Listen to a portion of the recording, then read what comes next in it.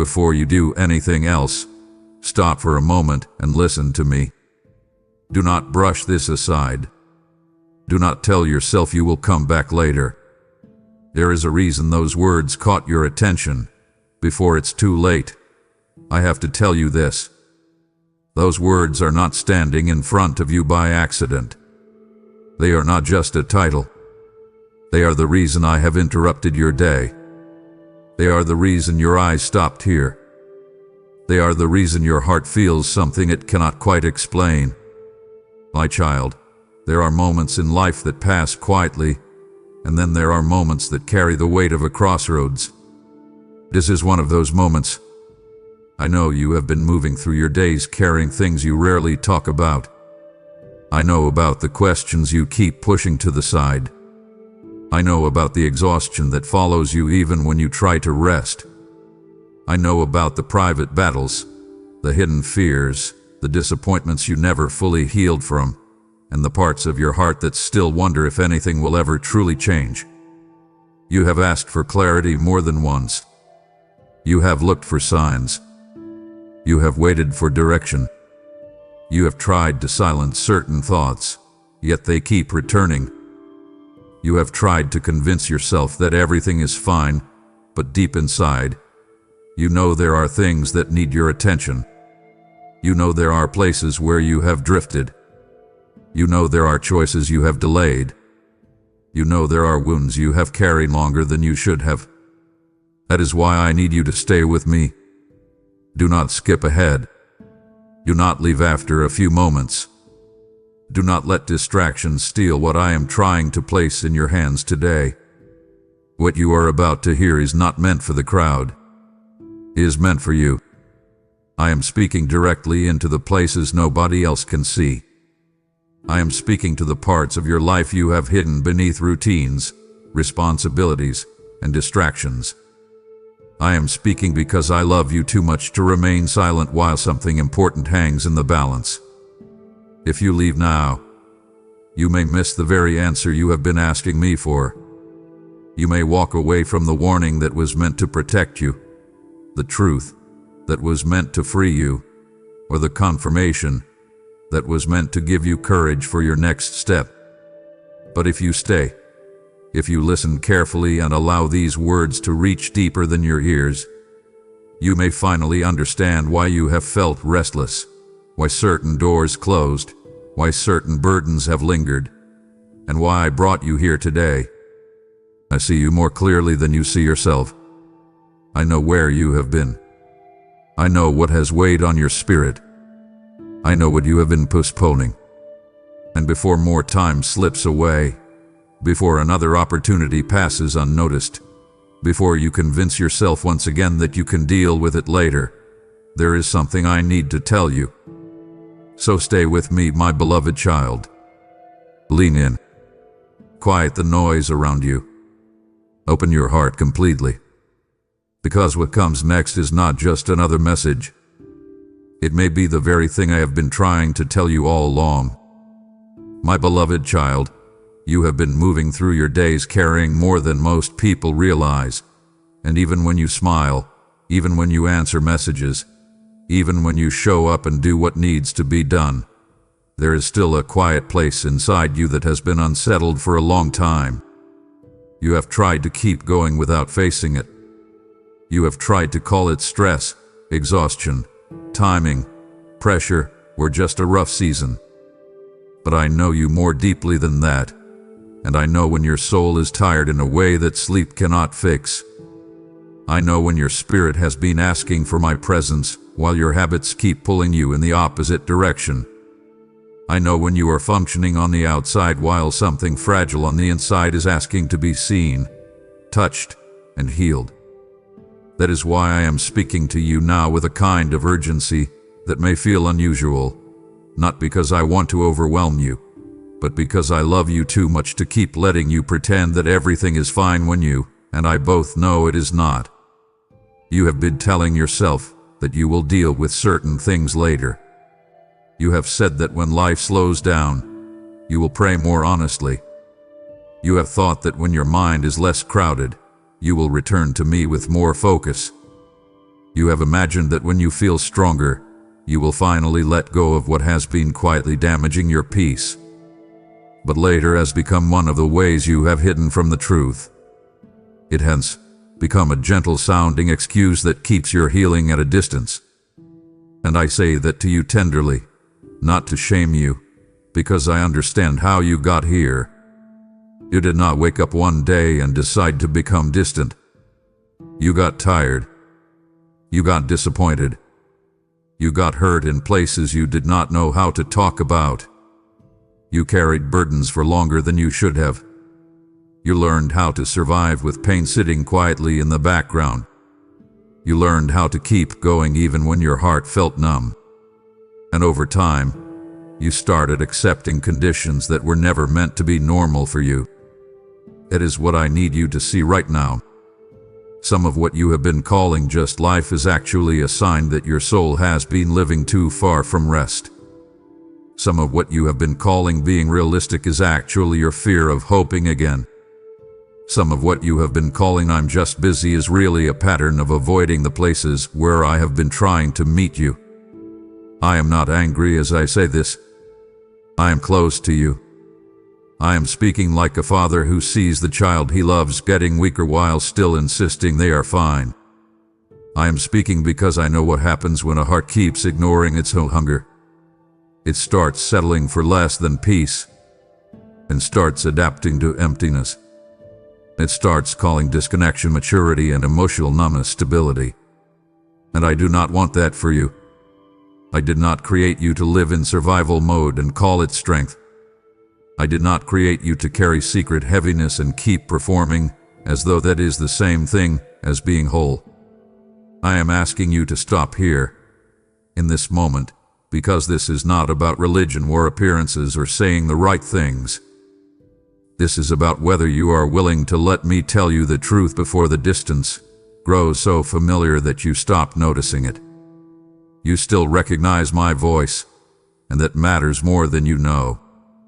You still feel something when I speak to your heart, even if it has been buried under noise, habits, regrets, and fatigue. That means you are not too far. That means this is still a tender moment, and tender moments matter. They are often where healing begins. They are often where the walls soften just enough for light to come in. And I need you to understand that I am not here to condemn you for the time you lost. I am here because I do not want you to lose more. I am here because your peace is too precious. Your future is too precious. The calling on your life is too precious. The part of you that still wants truth, still wants freedom, still wants closeness with me, is too precious for me to stay silent while you drift further into habits and thoughts that slowly drain your spirit. So I need you to listen now with more than your ears. Listen with the part of you that has been quietly asking for help. Listen with the part of you that is tired of pretending. Listen with the part of you that knows you were made for more than this dull ache, more than this hidden pressure, more than this exhausting cycle of postponing what needs to change. Because what I have to tell you is not meant to scare you. It is meant to wake you up while your heart is still soft enough to respond. And because I love you, I want to tell you something even more plainly now, in a way that leaves no room for confusion. The danger in your life is not always the obvious thing you fear. It is not always some sudden collapse, some dramatic ending, or some visible disaster that everyone would notice. Very often, what steals from you happens quietly. It happens when you keep putting off the conversation you need to have with me. It happens when you return to the same thoughts that leave you feeling heavy and call it normal because you have lived with them so long. It happens when you keep tolerating what drains you because it feels familiar. It happens when you keep making small compromises with your peace and tell yourself that one day you will deal with it seriously. My child, I need you to see how this works, because if you do not understand the quiet ways damage happens, you will keep waiting for a dramatic warning and miss the gentle one I am giving you right now. A soul rarely becomes numb all at once. It becomes numb by degrees. It happens when your convictions start feeling inconvenient instead of loving. It happens when prayer feels like something you will get back to instead of the breath your spirit needs. It happens when you begin to feel more comfortable with distraction than with stillness, because stillness forces you to notice what hurts. It happens when your pain becomes so familiar that you stop reaching for healing and start building your identity around endurance alone. I know you have been strong. I know you have survived days you thought might break you. I know there were nights when you felt emotionally cornered and still woke up the next morning and carried on because you felt you had no other choice. I have seen all of it. I have been near you in every hidden battle, every exhausted sigh, every private disappointment, every moment when you wanted relief but did not know how to ask for it honestly. And that is why I am speaking with this kind of seriousness now. You do not need another inspirational thought. You do not need another surface-level comfort that leaves the deeper issue untouched. You need truth spoken with love. You need the kind of interruption that helps you realize you have been tolerating too much for too long. You need to know that I am not asking you to become stronger before you come to me. I am asking you to stop using strength as a reason to stay distant. You have been trying to carry what should have been surrendered. You have been trying to manage what should have been confessed. You have been trying to control what should have been released. And in doing that, you have become tired in places that no one around you can fully see. But I can see it. I can see how your heart reacts when certain memories come back. I can see how some choices leave you emptier than you admit. I can see the moments when guilt creeps in, the moments when fear disguises itself as logic, the moments when you tell yourself you are fine because admitting you are not would force you to finally let me in more deeply. I know all of it, and I have not turned away from you. That matters. I am still here. I am still speaking. I am still reaching. I am still willing to restore what hath been strained, quiet what has been racing inside you, and soften what life has made hard. But you must stop treating this like something that can wait forever. There are moments in your life that are windows, and this is one of them. Not because my love has an expiration date, but because your responsiveness matters. Your openness matters. The tenderness of your heart matters. A heart that keeps delaying eventually starts protecting the very things that wound it. A person who keeps ignoring truth eventually starts reshaping their life around avoidance. I do not want that to become your normal. I want you to notice this moment for what it is, mercy arriving before more damage is done. I want you to feel how close I am, not in some distant or abstract way, but in the intimate way a loving father kneels down and speaks directly to the child who has been trying too hard to hold themselves together. I am not asking for a polished response from you. I am not asking for perfect words. I am asking for honesty. I am asking for stillness. I am asking you not to run from this moment just because it touches something uncomfortable. Let it touch you. Let it reveal what needs to be revealed. Let yourself feel what you have been pushing down.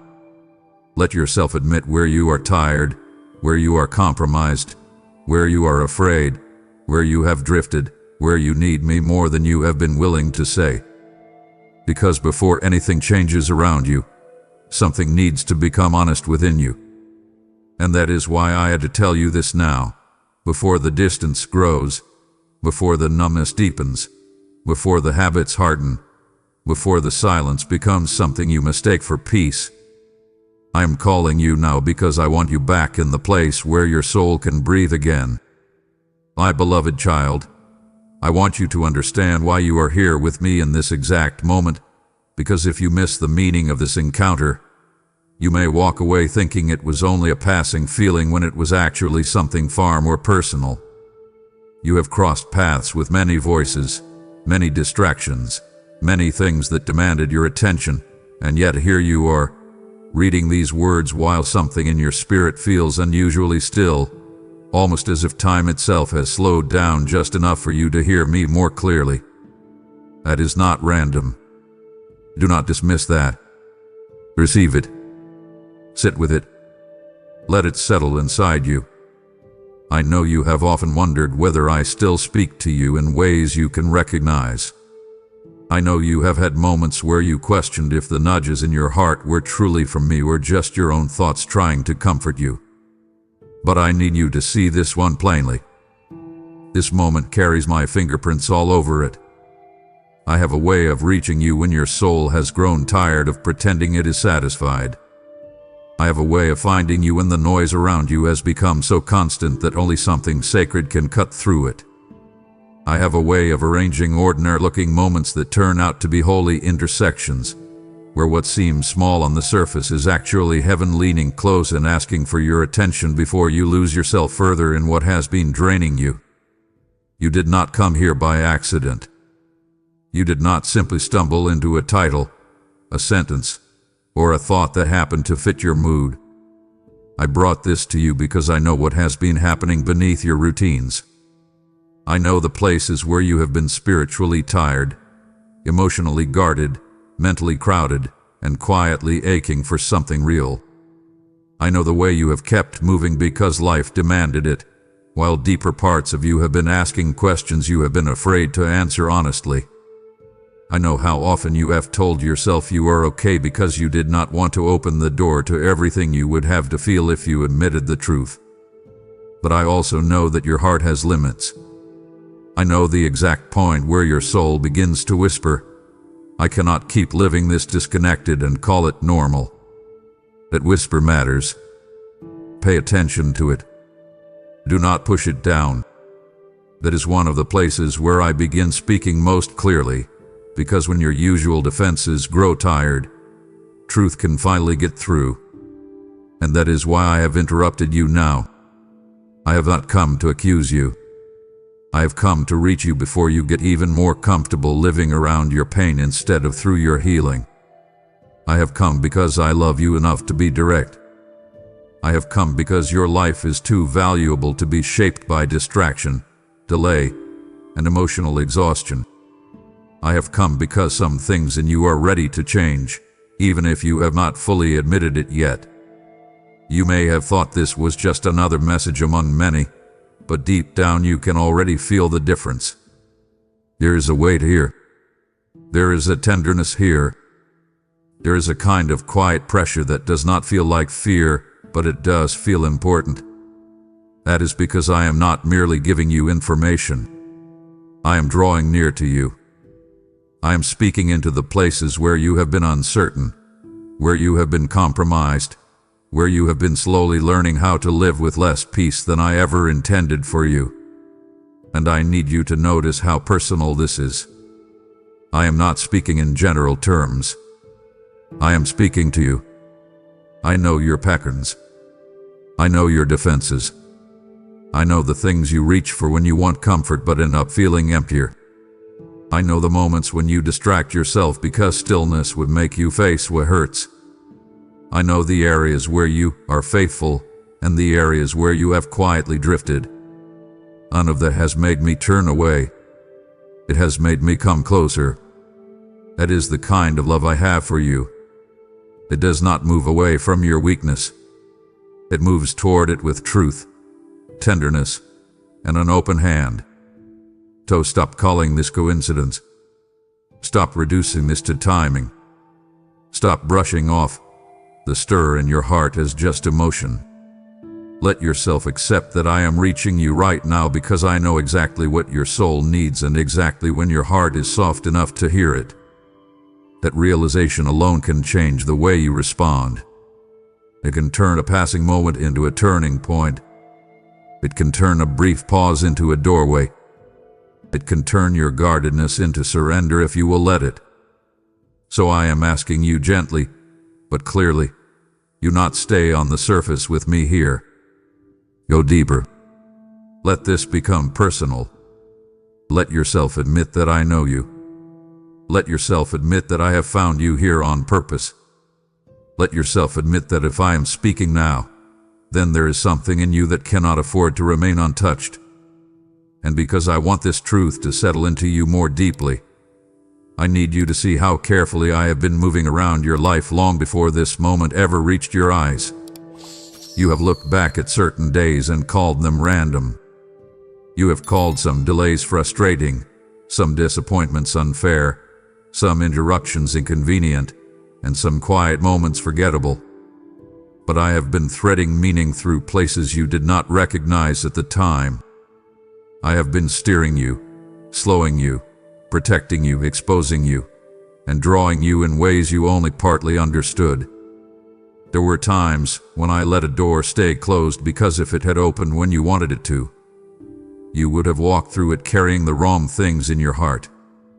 There were conversations that unsettled you because I wanted you to see what was really shaping you. There were nights when you could not ignore your own thoughts because I was trying to get you to stop running from what had been building inside you. There were moments when your usual distractions stopped satisfying you, and that was not because I had abandoned you. It was because I was removing the false comfort so you could begin to recognize your real hunger. My child, that is how personal my care for you is. I do not wait at a distance hoping you eventually figure everything out alone. I move around your life with intention. I know when to whisper. I know when to wait. I know when to let you feel the emptiness of what cannot sustain you. I know when to confront you with tenderness. I know when to press pause on your momentum because if I did not, you would keep calling speed progress while your spirit quietly falls behind. This is why I need you to stop treating your life as if the only things that matter are the visible outcomes. There is more happening than what you can measure. There is more happening than what other people can see. There is a spiritual conversation unfolding beneath the surface of your days, and you have been part of it even when you did not realize it. The ache you feel when you know you are settling for less than peace is part of that conversation. The discomfort you feel after certain choices is part of that conversation. The way your heart reacts when truth finds you is part of that conversation. And this message, right here, right now, is not disconnected from all of that. It is the continuation of a conversation I have been trying to have with you through quieter means for longer than you know. That is why there is urgency in my voice now. It is not because I have become impatient with you. It is because I have watched how close you have come to normalizing things that are not meant to be normal in your life. I have watched how easily you excuse what leaves you spiritually thin. I have watched how often you tell yourself you are just in a season, when in truth you are being invited to change. I have watched you carry tension in your soul and call it adulthood. I have watched you carry emotional bruises and call it strength. I have watched you live with inner distance and call it being busy. And because I love you, I will not let those labels go unchallenged forever. I want you to feel how direct I am being, but I also want you to feel how safe it is to hear me. I am not exposing you to shame you. I am revealing what is true so I can lead you out. I am not naming the problem so you feel trapped.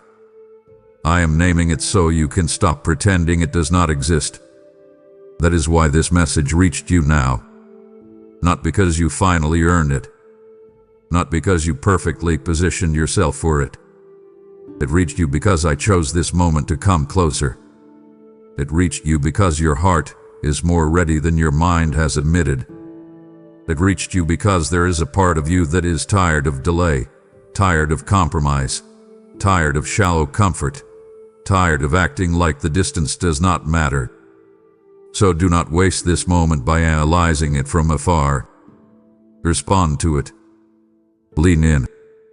Open the places you have kept guarded. Stop trying to decide whether this is really for you, and simply let your spirit answer what it already knows. If you feel the weight of this, it is because I am here. If you feel exposed, it is because truth is touching what has been hidden. If you feel drawn in, it is because love is calling you deeper. Accept that. Stay with me in that.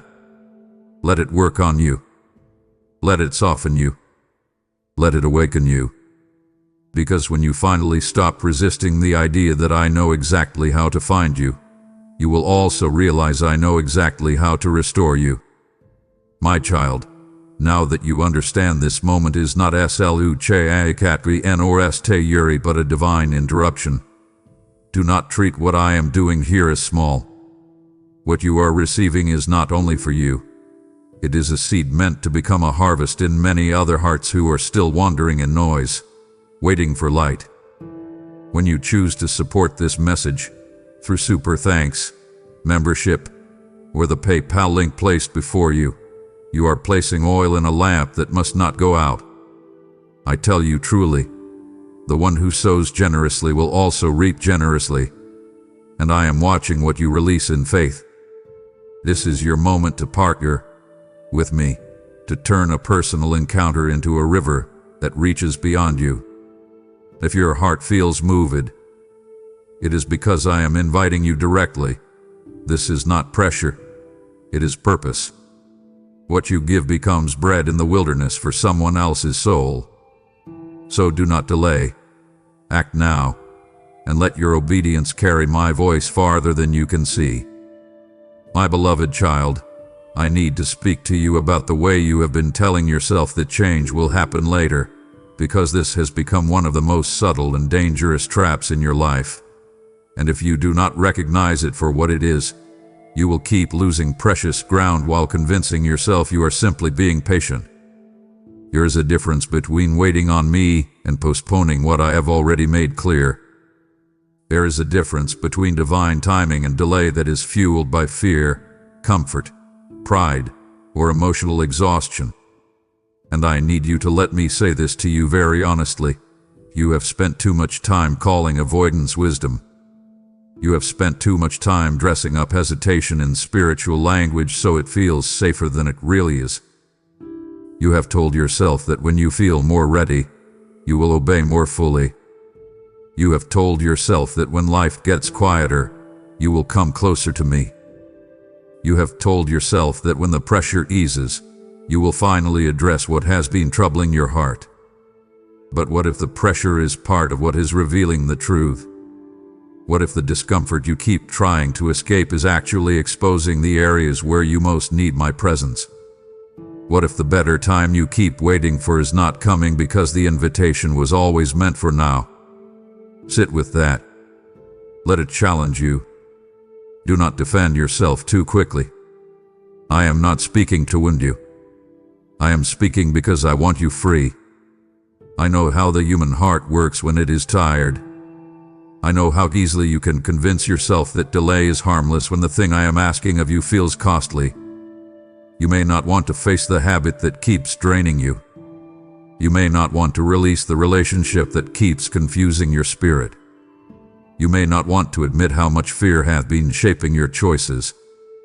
You may not want to confront the truth that some of your exhaustion is not only from life, but from living divided inside. And so you tell yourself you will get to it later. What later has become a room where many people quietly lose their peace. Later is where conviction goes to fade if you are not careful.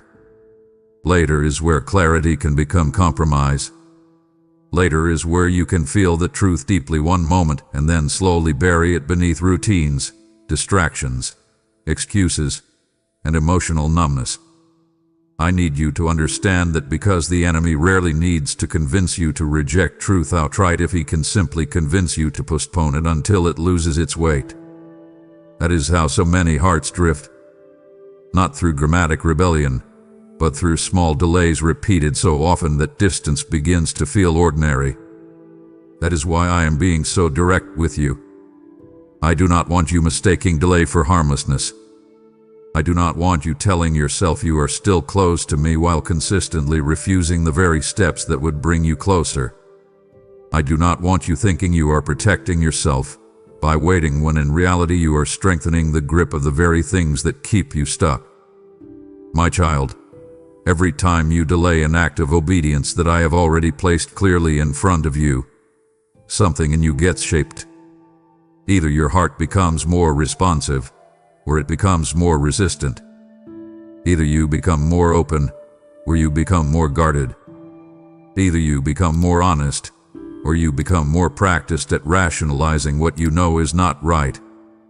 That shaping matters. It matters more than you realize. You are not only making decisions in those moments, you are becoming someone through those decisions.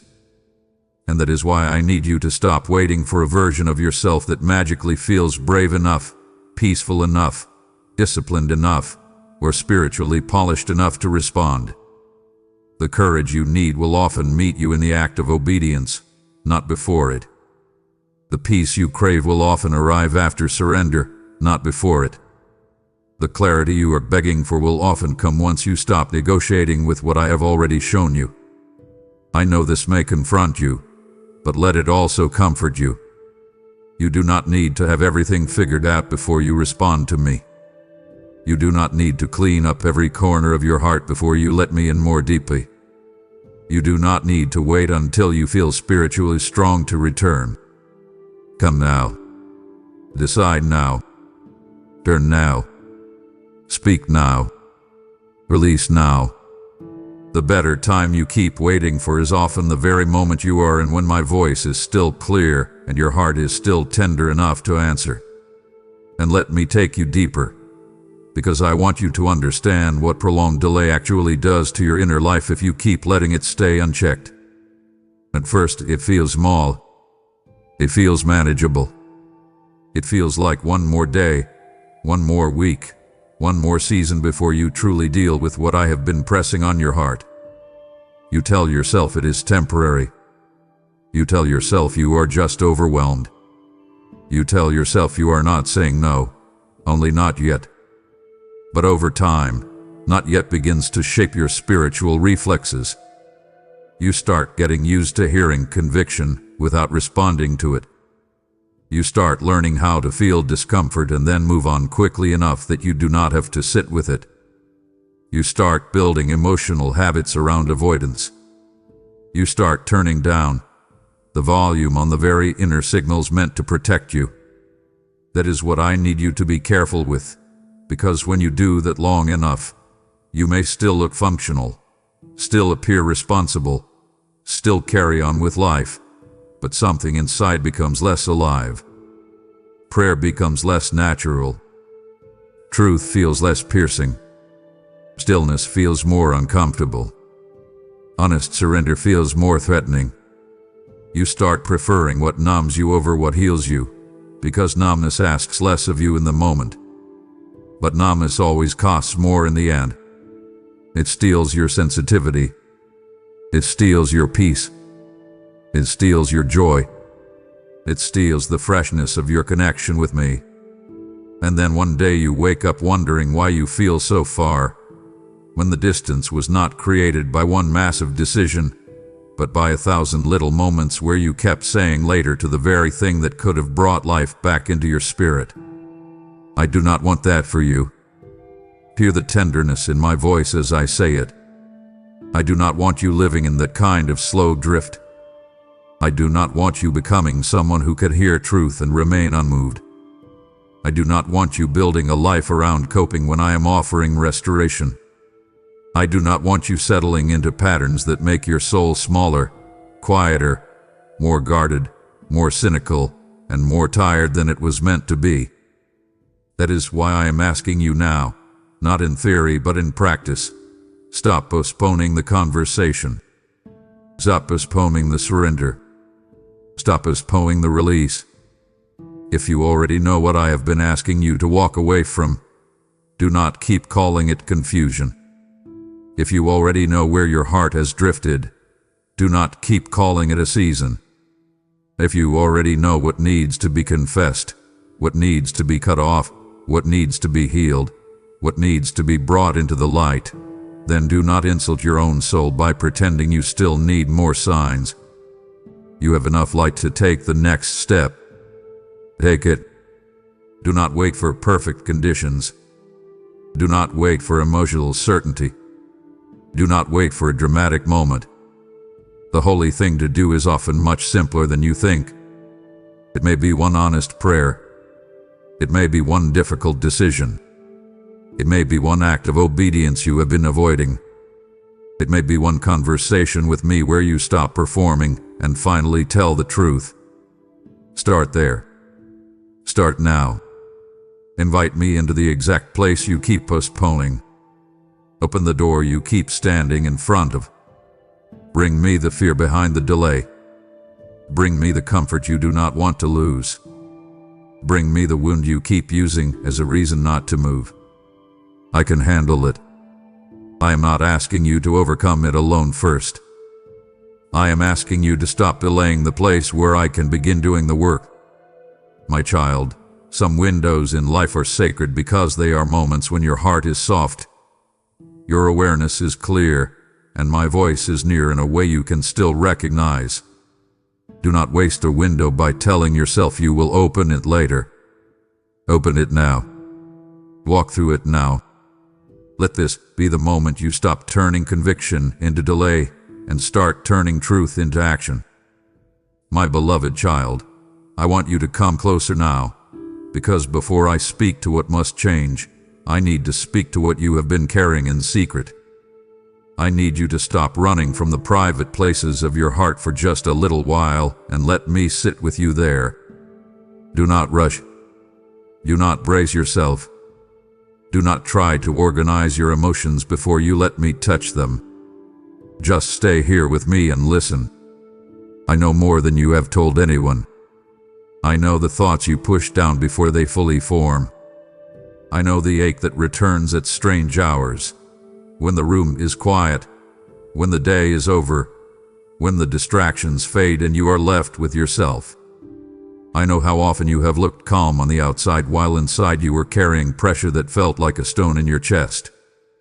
I know how you have learned to function while hurting, how you have learned to answer people politely while your mind is exhausted, how you have learned to keep conversations light because you are afraid that if you speak honestly, everything you have been holding back might spill out. I know the hidden heaviness that sits behind your smile. I know the old wounds that still sting even when you act like they no longer matter. I know the betrayal that taught you to be careful, the disappointment that taught you not to expect too much, the shame that taught you to hide the parts of yourself you think are too damaged to be seen. I know the habits you fell into because you needed comfort and did not know how else to soothe what was breaking inside. I know the memories you revisit even when you say you are over them. I know the conversations you replay. I know the regrets you keep touching like bruises just to see if they still hurt. And yes, my child, I know they do. That is why I am speaking this way to you now. I am not standing at a distance, handing you instructions while ignoring your pain. I am right here, looking at the places in you that have been bleeding beneath the surface, and I am telling you that you do not have to keep carrying them alone. Stop pretending that survival is the same thing as healing. Stop calling your numbness maturity. Stop calling your guardedness wisdom when so much of it was built from hurt. Be honest with yourself. Be honest with me. You are more tired than you admit.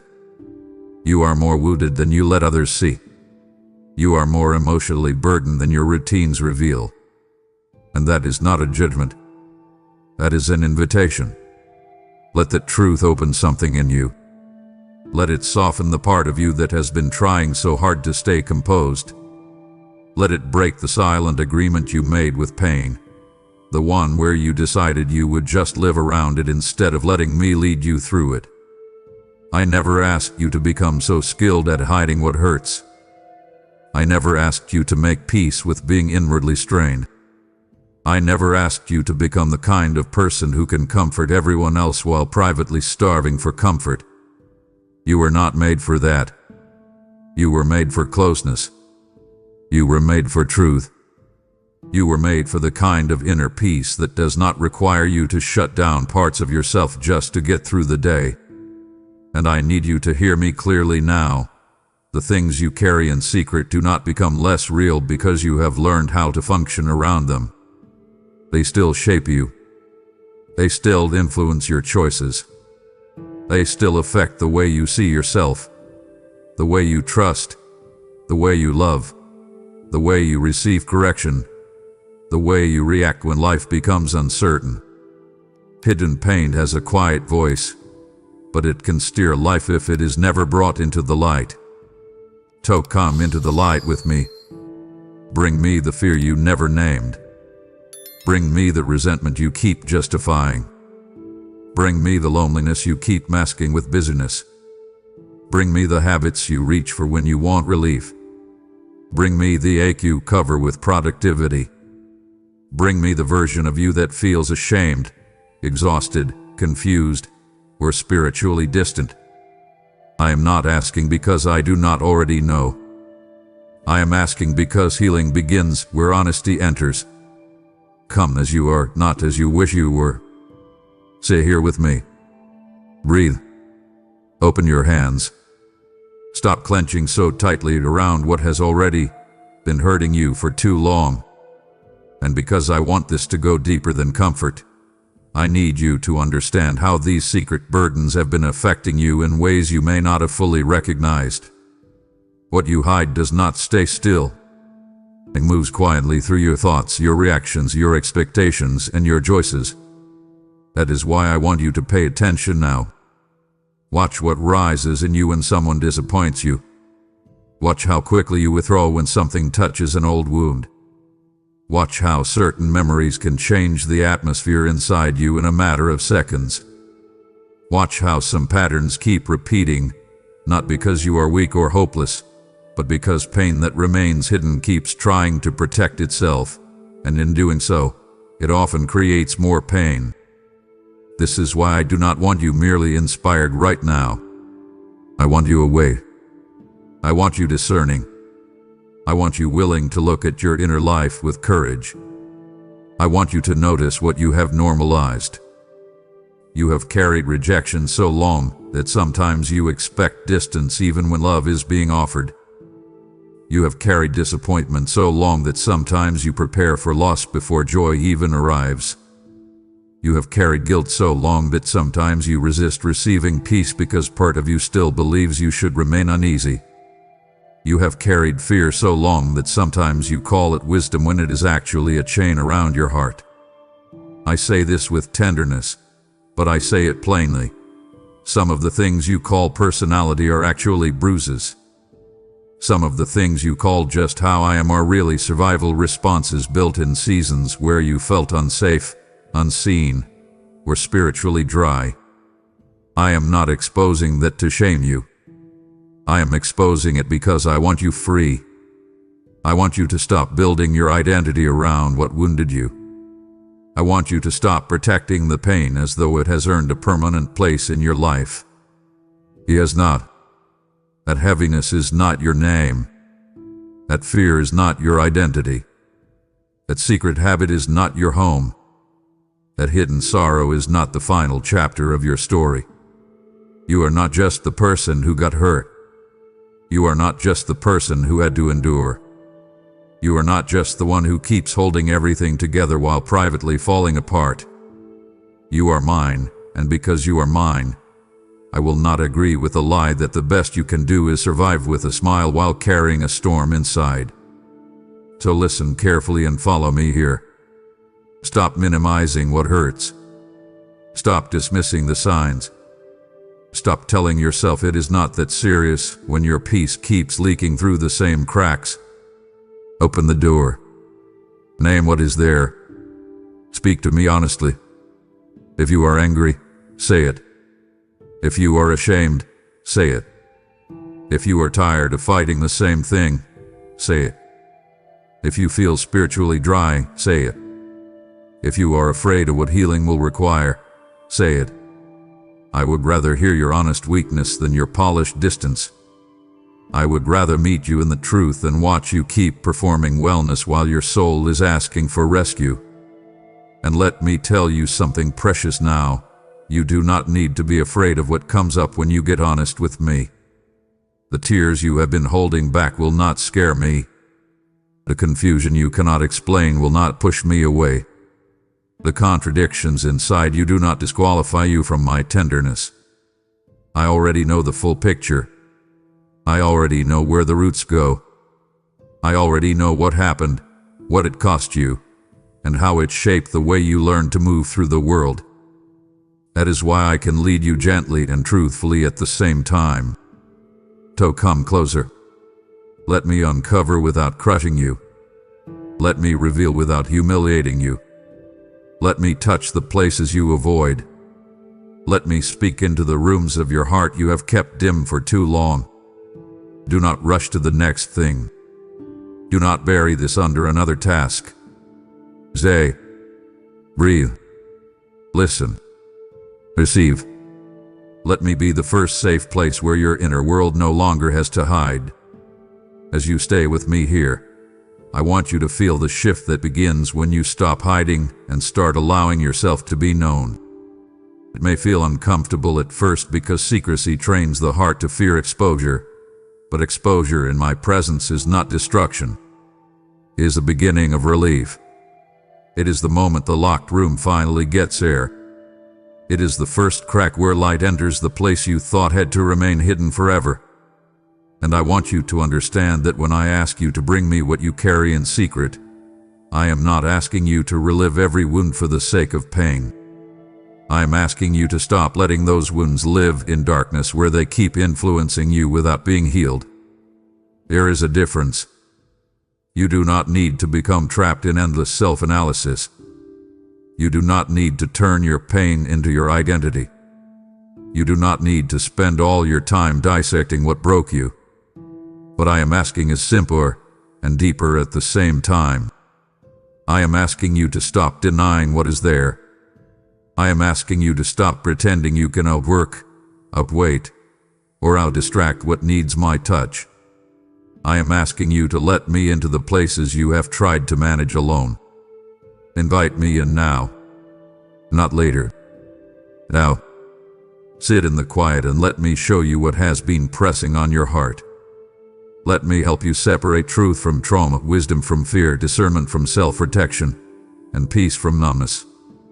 Let me teach you again what it feels like to be held without having to perform. Because that is part of what you have forgotten.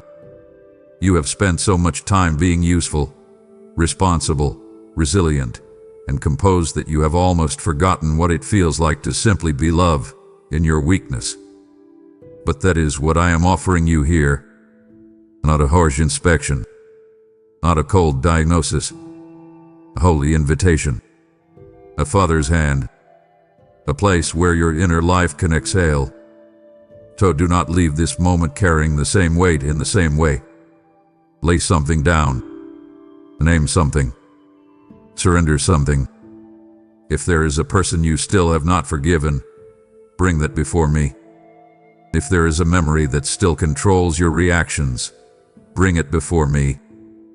If there is a private compromise that keeps stealing your peace, bring it before me. If there is a fear that keeps disguising itself as practicality, bring it before me. You do not need to solve everything in one breath, but you do need to stop hiding it all under layers of normalcy. That is where many people remain stuck for years. They learn to live with inner fractures and call it adulthood. They adapt to spiritual fatigue and call it a busy life. They normalize emotional distance and call it maturity. But I am calling you out of that. I am calling you into something more honest, more whole, more alive. This is where that begins. Not with a performance, not with a dramatic display, with truth, with willingness, with the quiet courage to say, this is what I have been carrying, and I do not want to carry it alone anymore. Say that to me now, even if only in your heart. Say it without polishing it. Say it with tears if you need to. Say it with trembling if that is all you have. I hear the trembling too.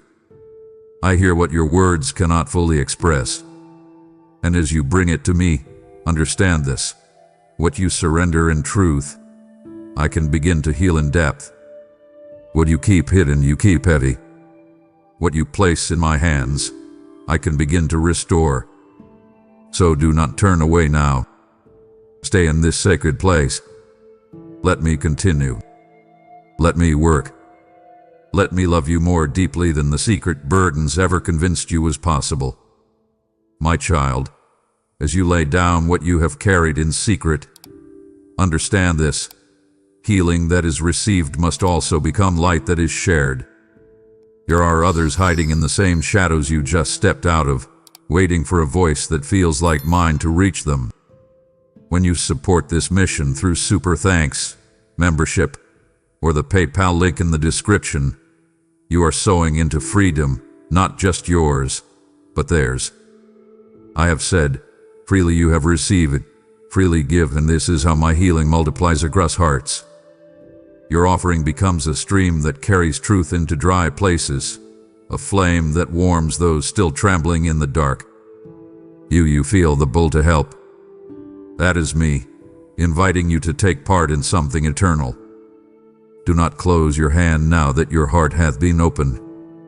Give, and watch how I return it to you, pressed down, overflowing, and alive with purpose. Act now. My beloved child, I need to tell you something that may feel sobering, but it comes from love, not from harshness. If you keep ignoring what I am saying to you, life may continue on the surface in ways that seem almost unchanged for a while.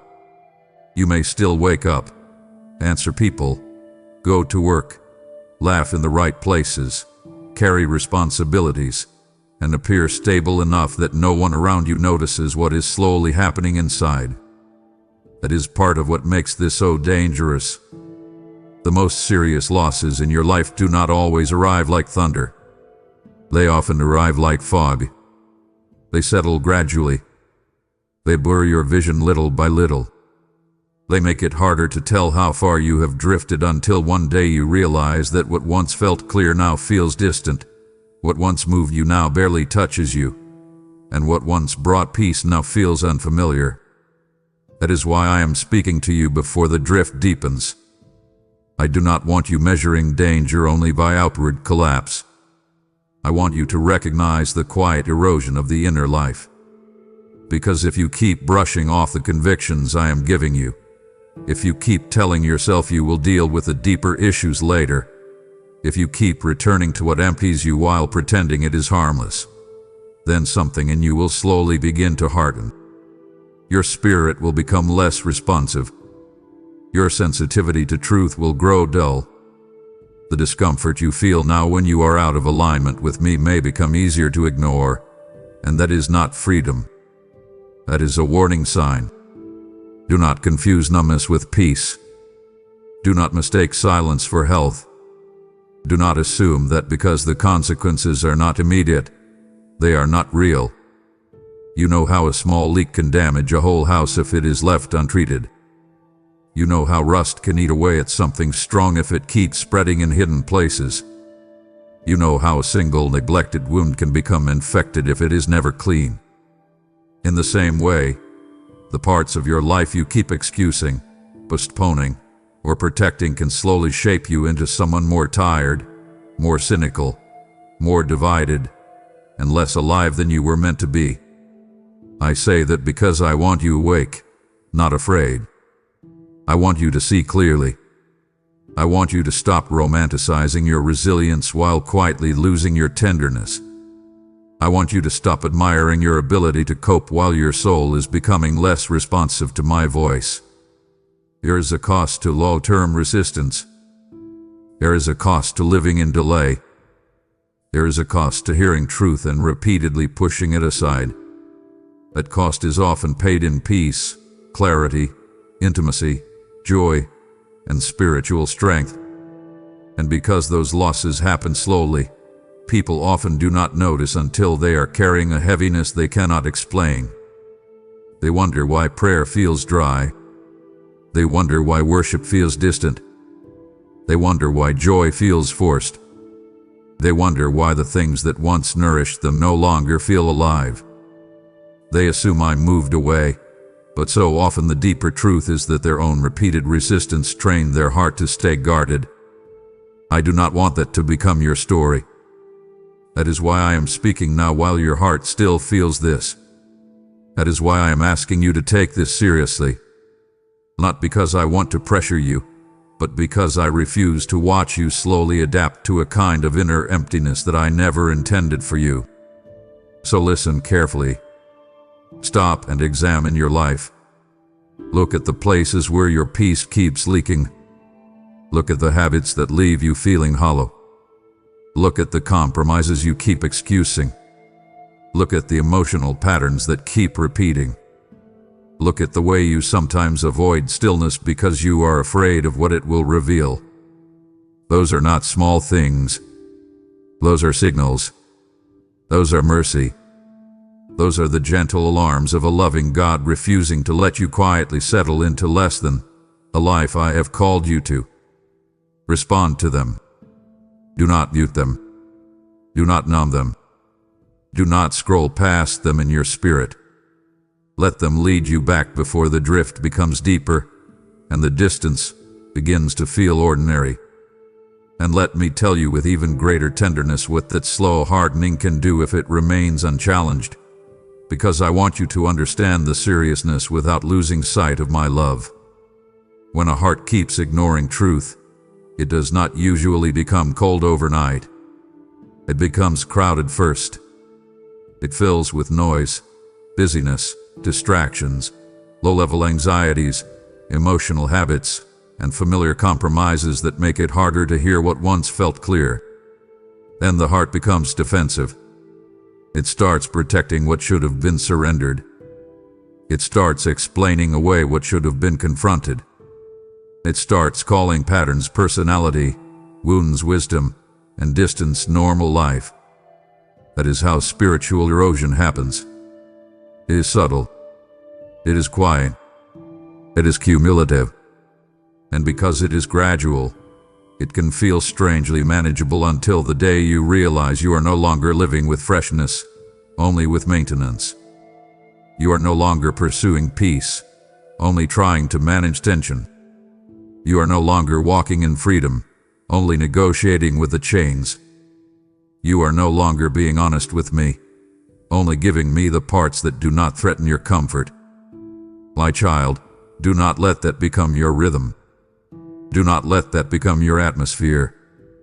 Do not let that become the emotional climate of your inner life.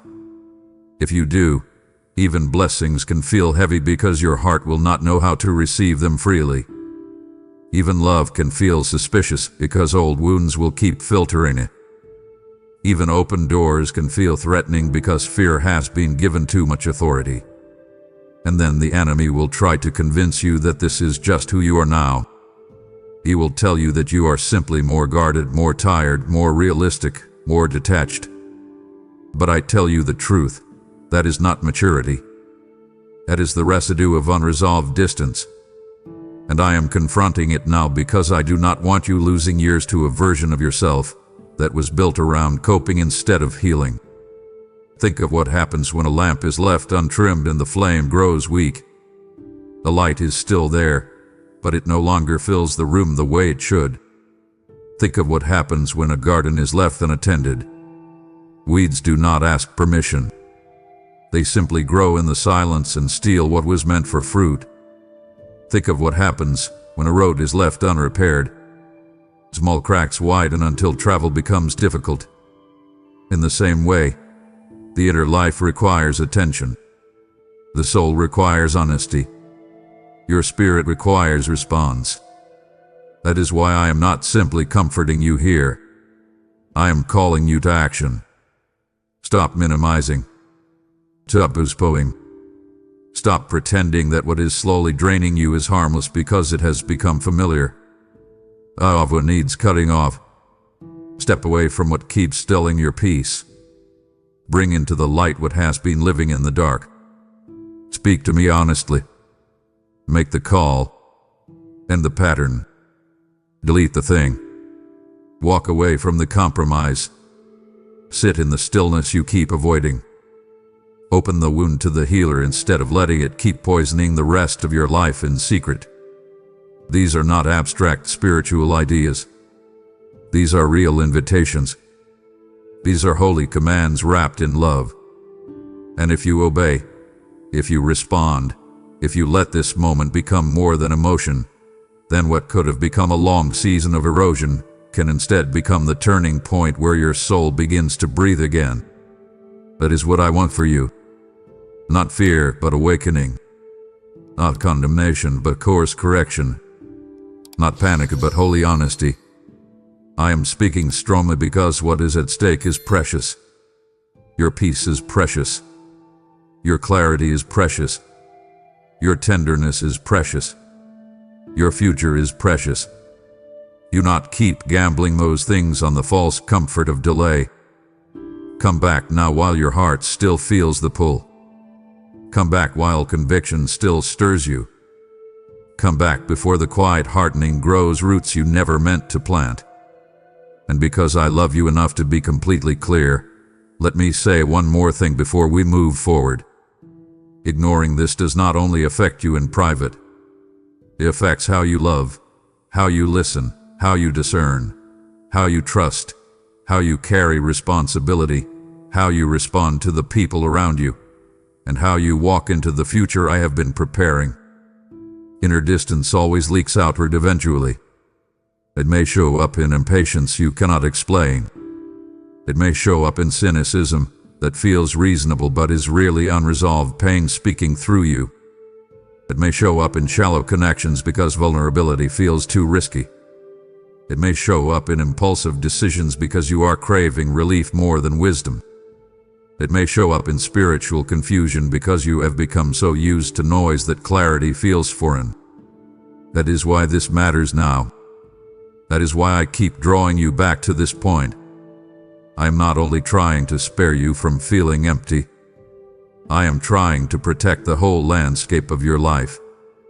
I am protecting your future relationships. I am protecting your calling.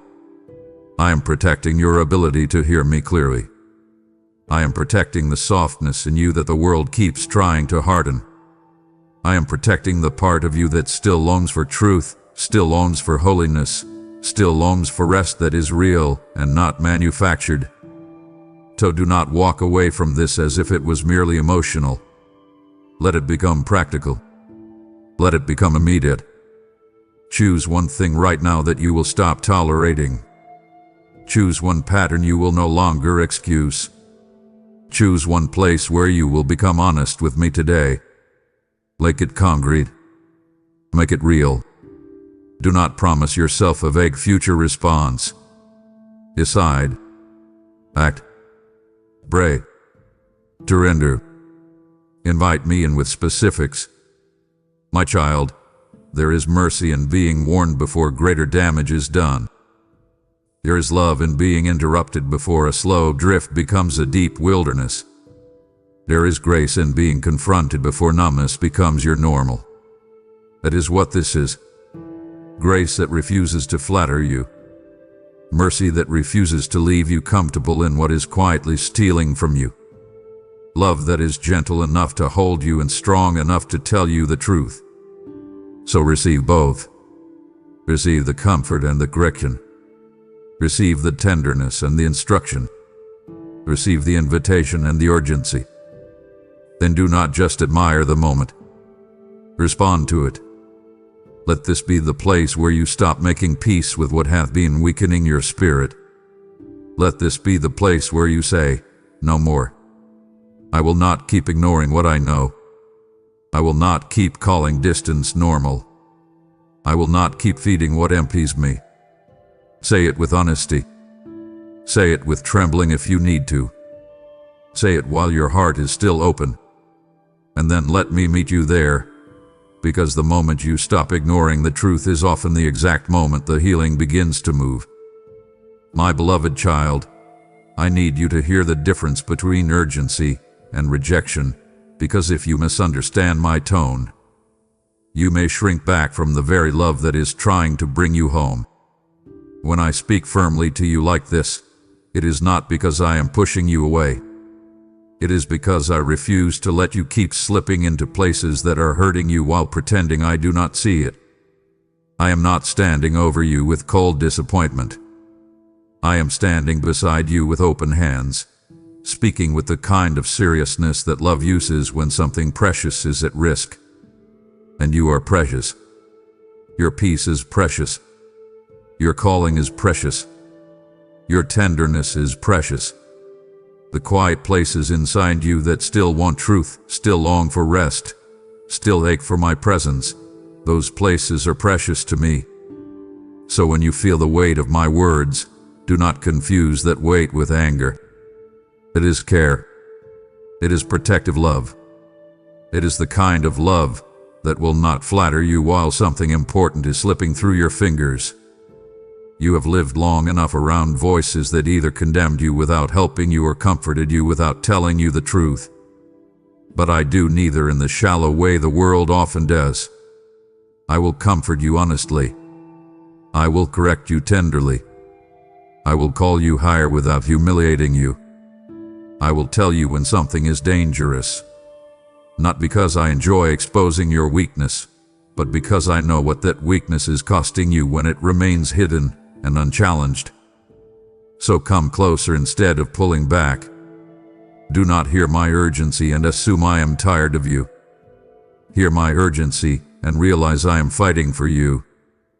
Hear my directness and recognize that I still believe in what is possible for your life. Hear the firmness in my voice and understand that I would not speak like this if I had given up on you. If I were done with you, I would let you drift in silence. If I had turned away, I would let you keep calling your distance normal and your compromises harmless.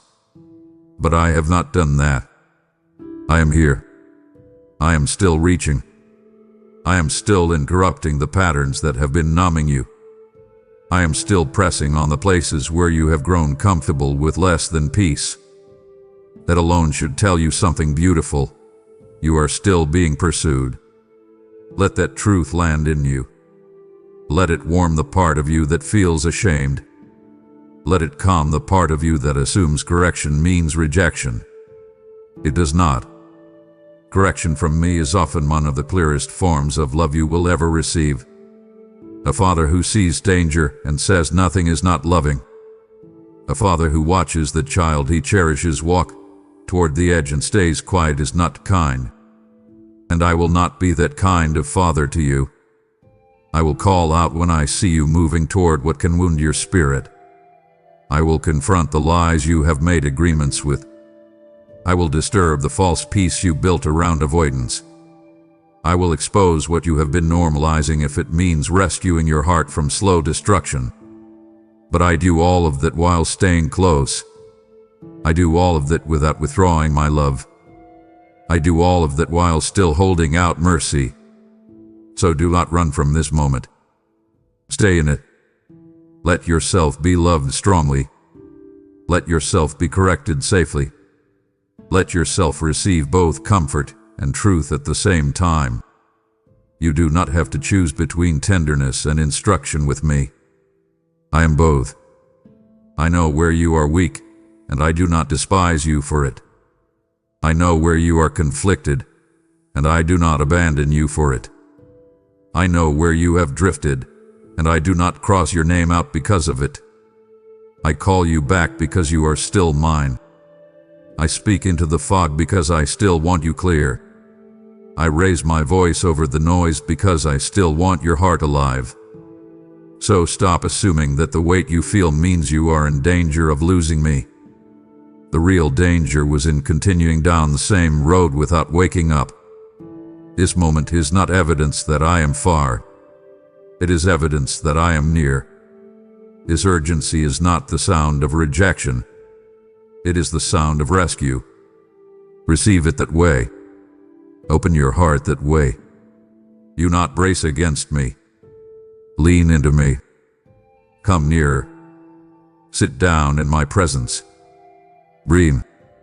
Let your guard come down. Let me speak to the parts of you that still expect punishment when what I am offering is restoration. I am not calling you to panic. I am calling you to return. And because I want you to feel how deeply personal this is, I need you to understand what fear has been doing in your life and why I am confronting it now. Fear is not always loud.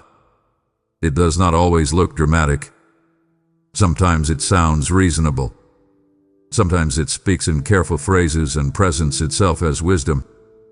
Sometimes it hides behind your need to stay in control. Sometimes it calls itself caution while secretly keeping you from surrender. Sometimes it dresses up as practicality while slowly teaching you to trust your own defenses more than my voice. You have felt this, haven't you? You have sensed how certain choices in front of you feel heavier than they should, not because they are unclear, but because they require you to release control. You have noticed how you sometimes hold back from deeper obedience, deeper honesty, deeper prayer, deeper change, because part of you is afraid of what will happen if you truly let me lead. That fear matters.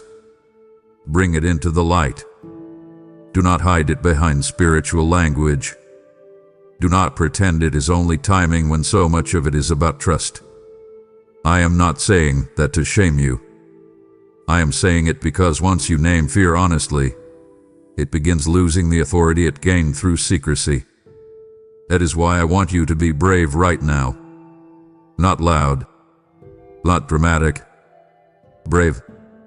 Sit with me and admit where fear has been shaping your choices. Admit where you have been more committed to emotional safety than spiritual freedom. Admit where you have stayed in what is familiar because uncertainty felt too costly, even when you knew I was asking for more. Admit where you have chosen controlled misery over surrendered healing because at least controlled misery felt predictable. I know that sounds sharp, but I say it with compassion because I know how human that is. I know how deeply pain can train the heart to cling to familiar discomfort rather than risk the unknown. I know how wounds can make you think guardedness is strength.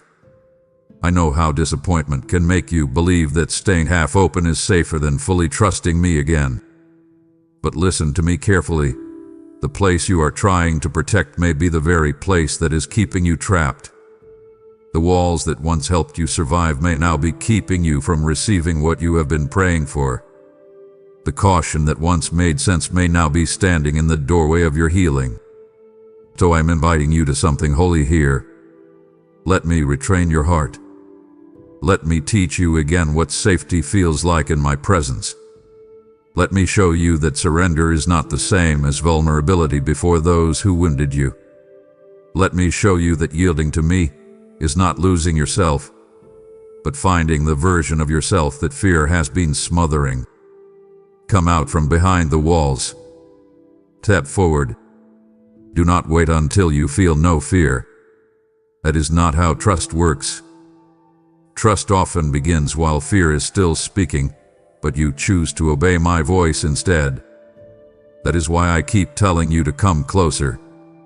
That is why I keep asking you to respond now. Not because I expect you to be fearless before you move, but because I know that as you move with me, fear loses ground. The chains loosen when you stop feeding them. The fog lifts when you stop treating it like weather and start seeing it for what it is. The lies weaken when you expose them to truth. So do that now. Expose them.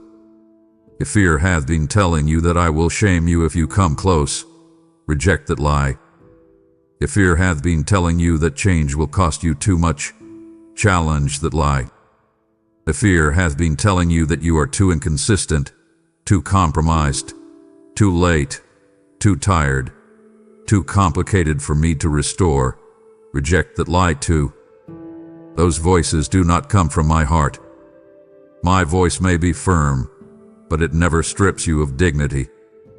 My voice may confront, but it never condemns you into paralysis. My voice calls you forward. My voice creates a path. My voice gives you room to breathe while still asking you to act. So hear me clearly now.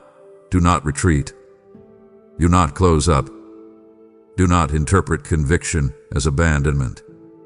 Let my love be stronger than your assumptions. Let my truth be louder than your fear. Let my invitation pull you farther than your shame can hold you back. And now, my child, I want to press this even deeper into your spirit because you need to know what returning actually means.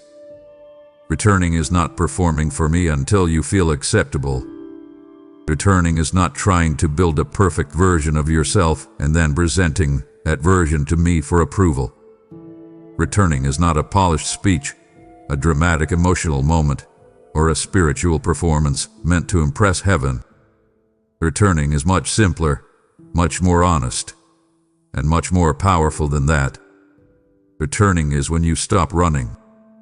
Returning is when you stop defending what is hurting you. Returning is when you stop pretending that you are fine and tell me the truth. Returning is when you say, I am tired and I do not want to keep living this way. Returning is when you sit in my presence and let yourself be seen. Returning is when you stop negotiating with what I have already made clear. Returning is when you open the hand that has been clenched around fear, control, resentment, hidden habits, or quiet compromise, and you finally say, take this. I do not want it more than I want you. That is what I am calling you into. Not fear, not panic, not self-hatred, not spiritual striving. I am calling you into an honest homecoming.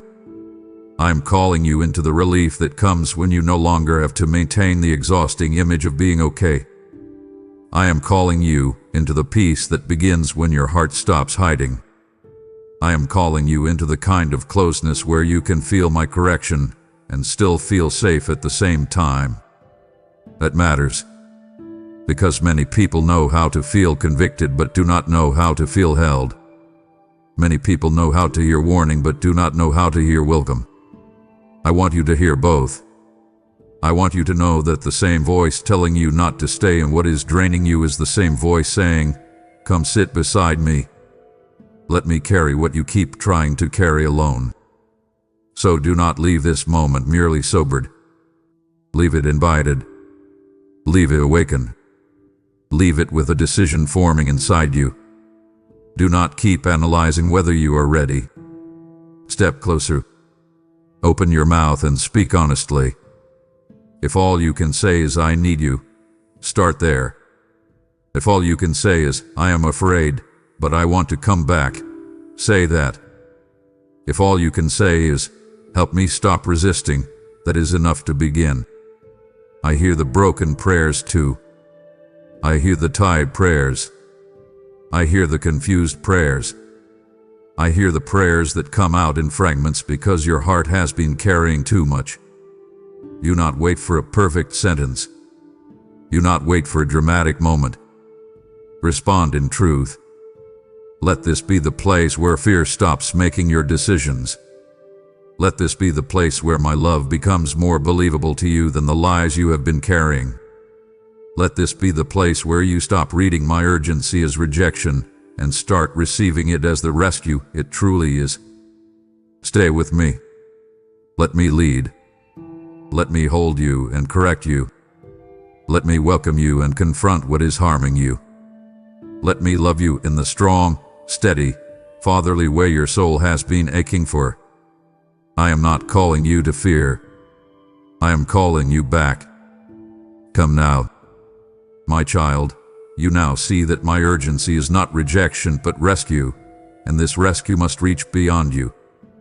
There are countless hearts still trapped in fear, still mistaking silence for abandonment, still longing for the voice that called you back.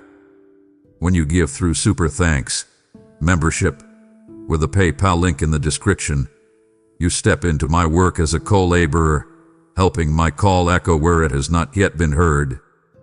I have declared, whom shall I send, and who will go for us? And your giving is your answer. This is not just support. It is participation in salvation's unfolding story. I will bless the hand that opens, and I will guard what you entrust to me. Do not hesitate in this sacred moment. If you feel the stirring, it is me asking you to move. So give now, and let my call travel through your obedience.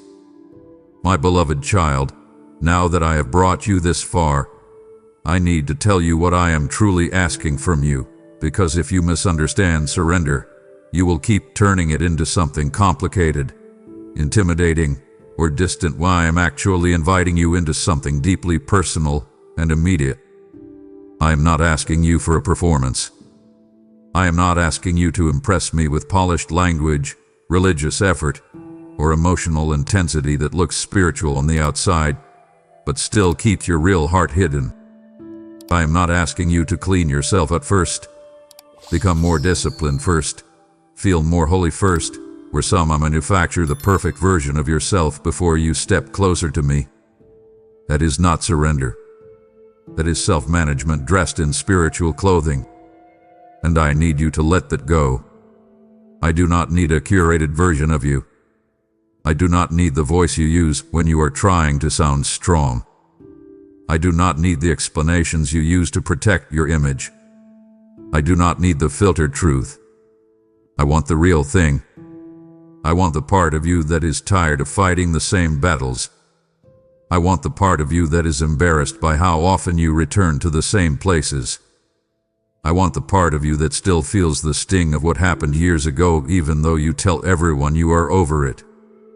I want the part of you that doubts, the part that overthinks, the part that is scared of what change will cost, the part that is weary of trying, the part that feels ashamed to even start over again. Bring that to me. Bring all that to me. Do not wait until it is neater. Do not wait until it makes sense. Do not wait until you can describe it beautifully. Lay it down as it is. Surrender is not dramatic in the way many people imagine. It is often quiet. It is often a trembling choice made in honesty. It is often the moment when you stop defending what is harming you. It is often the moment when you stop explaining away the pattern, stop minimizing the wound, stop pretending the compromise is harmless, and finally say, "This is the truth. I do not want to keep carrying this. I do not want to keep living like this. I want you more than I want the comfort of staying the same." That is the kind of surrender I am asking from you. It is not about volume. It is not about appearance. It is not about performance. It is about truth. It is about trust. It is about opening the places you have kept under lock and key because you were afraid of what would happen if they were fully seen. And I need you to hear this carefully. Nothing you reveal to me in honesty will surprise me. Nothing you confess will make me recoil. Nothing you finally admit will make me love you less. I already know it all. I know the pattern. I know the fear behind it. I know the wound beneath it. I know the moment it began. I know the ways it has been reinforced. I know the lies that have kept it alive. I know the relief you chase when you return to it. I know the guilt that follows. I know the cycle. That is why you do not need to educate me about your struggle before you surrender it. You need only stop hiding it. You need only stop treating secrecy like safety. You need only stop telling yourself that you can keep one hand on me and one hand on what is draining you without it costing you. A divided way of living is exhausting you. It is making your spirit thin. It is training your heart to split itself between what gives life and what steals it.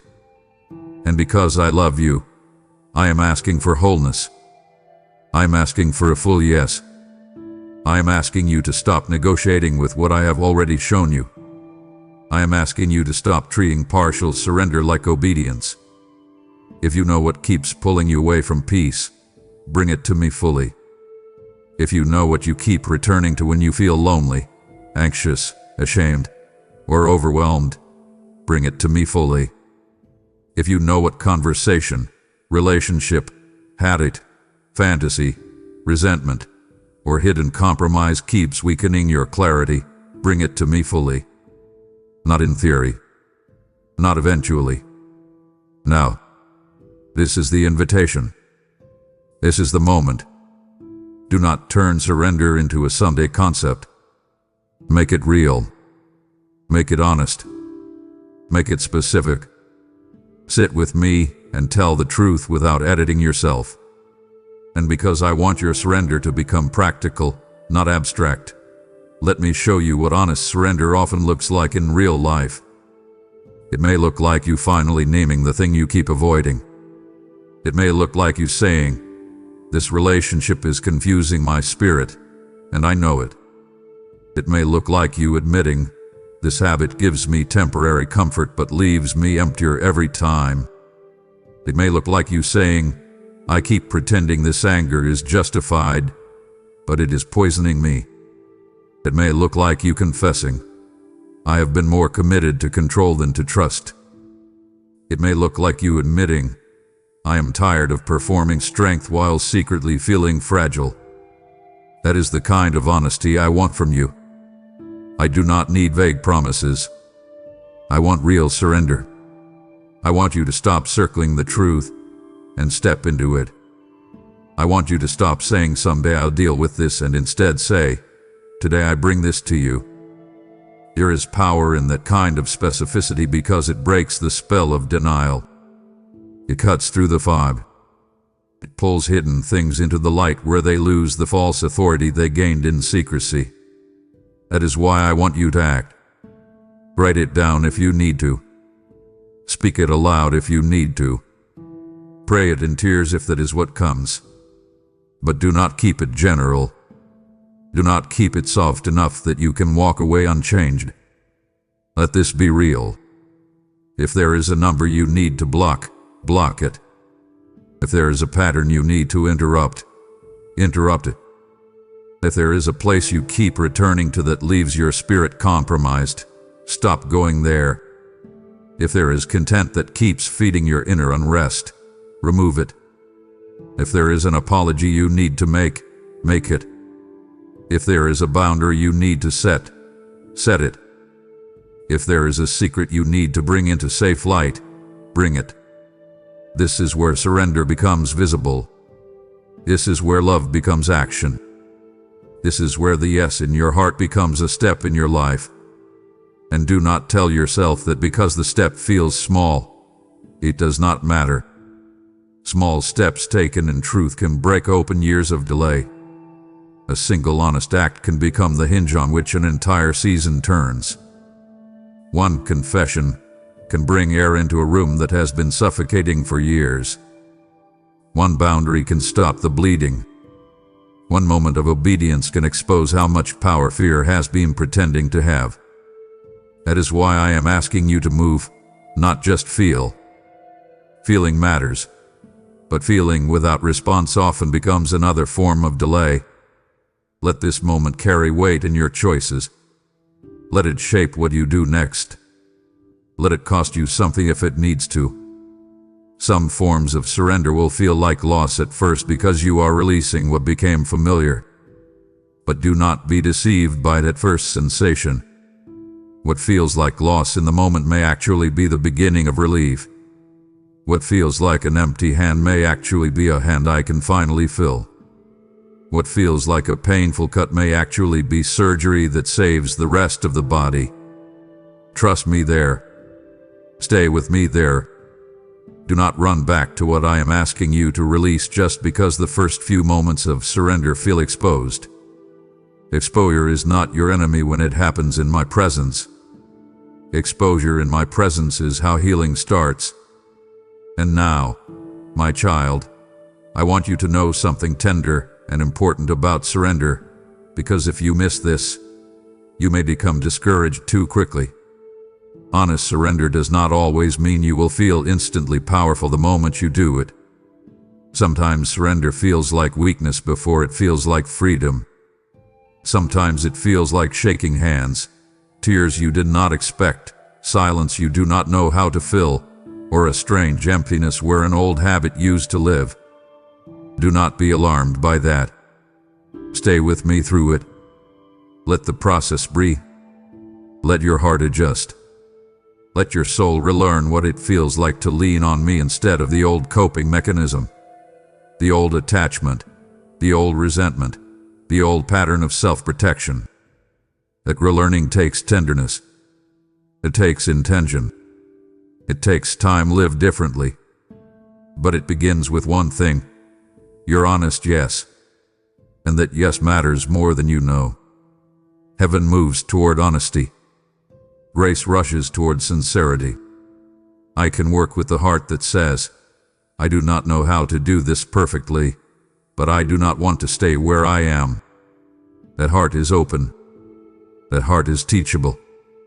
That heart is ready. So if that is where you are, do not despise it. Do not tell yourself your surrender is too messy to count. I count the trembling yes. I honor the quiet decision. I see the effort it takes for you to stop hiding and start handing things over. I know what it costs when the very thing I am asking you to release once felt like comfort, identity, protection, or control. I know it. And because I know it, I am not asking you to do this alone. I am asking you to do it with me. Invite me into the moment. Do not merely drop the thing and then try to stand in your own strength. Stay close. When the urge comes back, call on me. When the old thought pattern rises, answer it with truth. When the loneliness hits, come sit with me instead of running to what numbs you. When the fear tells you that you cannot live without the old pattern, challenge it and stay with me anyway. This is where surrender becomes relationship, not just a one-time event. This is where your healing becomes lived, not just desired. And I want that for you. I want more than a moving moment. I want a change in direction. I want more than tears. I want transformation. I want more than temporary resolve. I want rooted freedom. So listen carefully now and do this with intention. Open your hands in your heart. Name what you are surrendering. Be specific. Be honest. Be unguarded. Then ask me to help you walk the next step, not just feel this one. Say to me, I give you this, and I do not want to take it back. Say to me, teach me how to live without what hath been weakening me. Say to me, I want the real thing, even if it costs me my old comfort. That prayer matters. That invitation matters. That surrender matters. Let it be real today. Let it be practical today. Let it reach into your actual habits, your actual choices, your actual relationships, your actual inner life. Because the honest surrender I want from you is not meant to make you smaller. It is meant to finally make you free. My beloved child, now I need to speak to you with loving clarity about something you already sense deep inside, because there are things in your life that cannot keep staying where they are if you truly want peace to return. I am not talking about vague ideas. I am not talking about some distant spiritual concept you can admire and then postpone. I am speaking about real things, close things, familiar things, the very things you already know I have been touching in your heart for longer than you want to admit. You have felt the tension. You have felt the check in your spirit. You have felt that quiet ache after certain choices, certain conversation, certain habits, certain returns to places you know leave you emptier than before. And I need you to stop asking me for another sign about what I have already made clear. Stop circling what you already recognize. Stop calling it uncertainty when the truth is that you do not want to let go. Be honest with yourself now. There are attachments you keep defending because they comfort your flesh while draining your spirit. There are patterns you keep revisiting because they feel familiar, even though they leave you scattered, ashamed, or inwardly heavy afterward. There are thoughts you entertain that darken your peace. There are doors you keep reopening that I have already shown you are not safe for your heart. There are emotional bargains you keep making with things that promise relief but quietly take more than they give. And because I love you, I am telling you plainly, release them now. Do not delay this. Do not soften this. Do not reduce this to inspiration. Make it practical. Make it immediate. If there is a conversation that keeps pulling you into confusion, step away from it. If there is a connection that keeps feeding compromise, loosen your grip and walk back toward clarity. If there is content you keep consuming that leaves your spirit restless, shut it off. If there is a secret pattern you keep returning to when you feel lonely, anxious, ashamed, or overwhelmed, bring it into the light and break your agreement with it. If there is resentment you have been feeding because it feels justified, lay it down before it poisons more of your inner life than you realize. If there is a habit you keep calling harmless even though it steals your focus, your tenderness, your discipline, or your peace, stop protecting it. I am not asking you to be cruel to yourself. I am asking you to be honest enough to stop nursing what is weakening you. That is not harshness. That is wisdom. That is mercy. Think of it this way, my child. When poison is in the cup, the loving thing is not to decorate the cup or analyze the poison for another month. The loving thing is to put the cup down. When fire starts in the walls, the loving thing is not to admire how long the house has stood. The loving thing is to act before more is lost. When rot begins at the root, the loving thing is not to keep watering the decay and hoping the fruit will somehow improve. The loving thing is to cut away what is diseased so life can return. That is what I am saying to you now. I am not punishing you by asking you to release what has become familiar. I am rescuing you from the cost of keeping it. Some of the things you are asking me to heal will only begin to shift when you stop reintroducing the very source of the wound. Some of the peace you are praying for is waiting on the other side of obedience you have delayed. Some of the clarity you want is not being withheld from you. It is being clouded by what you keep refusing to release. So stop waiting for the emotional feeling of readiness. You may not feel ready. Let that be true and obey anyway. You may feel exposed.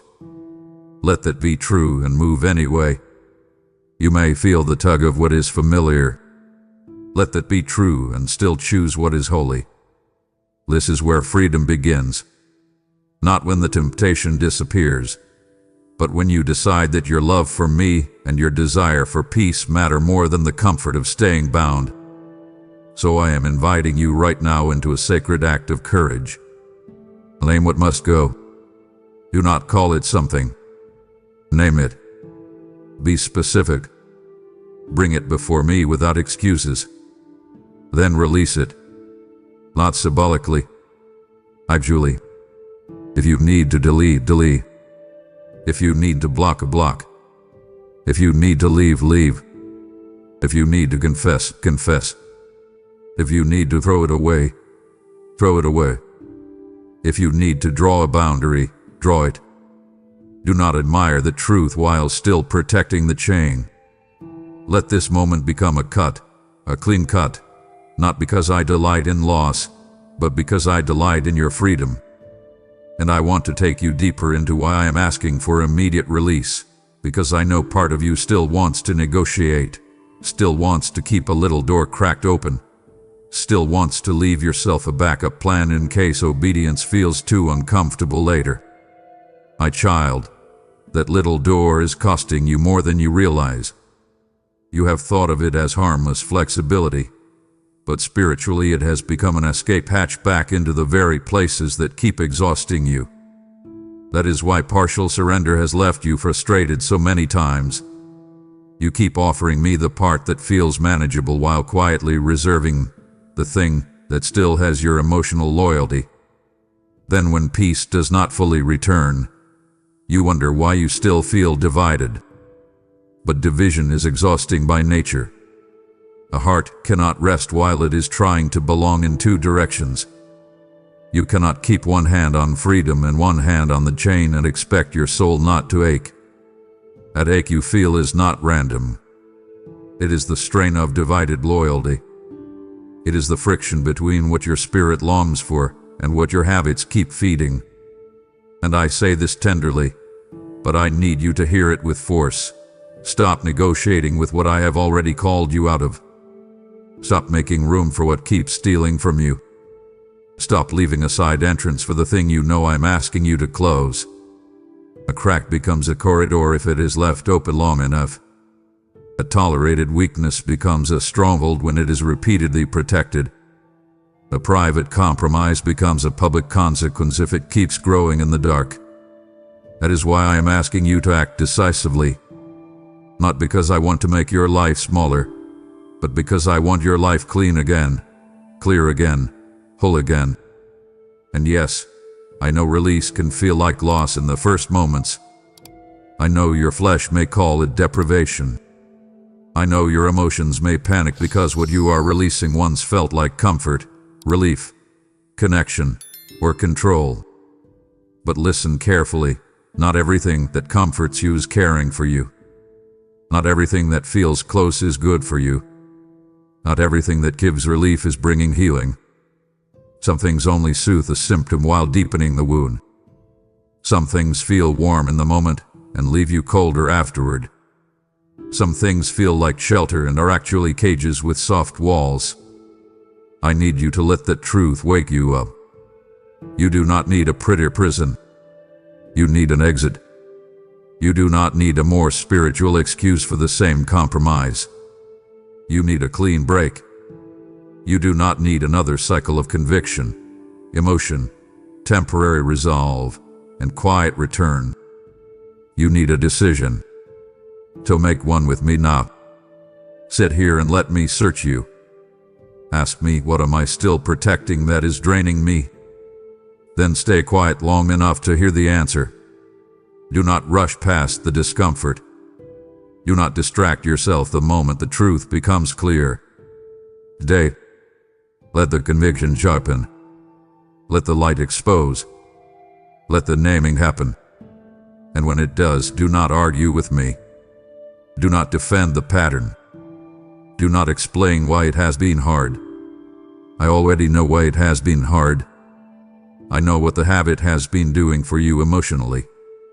I know what the attachment has been helping you avoid. I know what the resentment has been disguising. I know what the fantasy hath been medicating.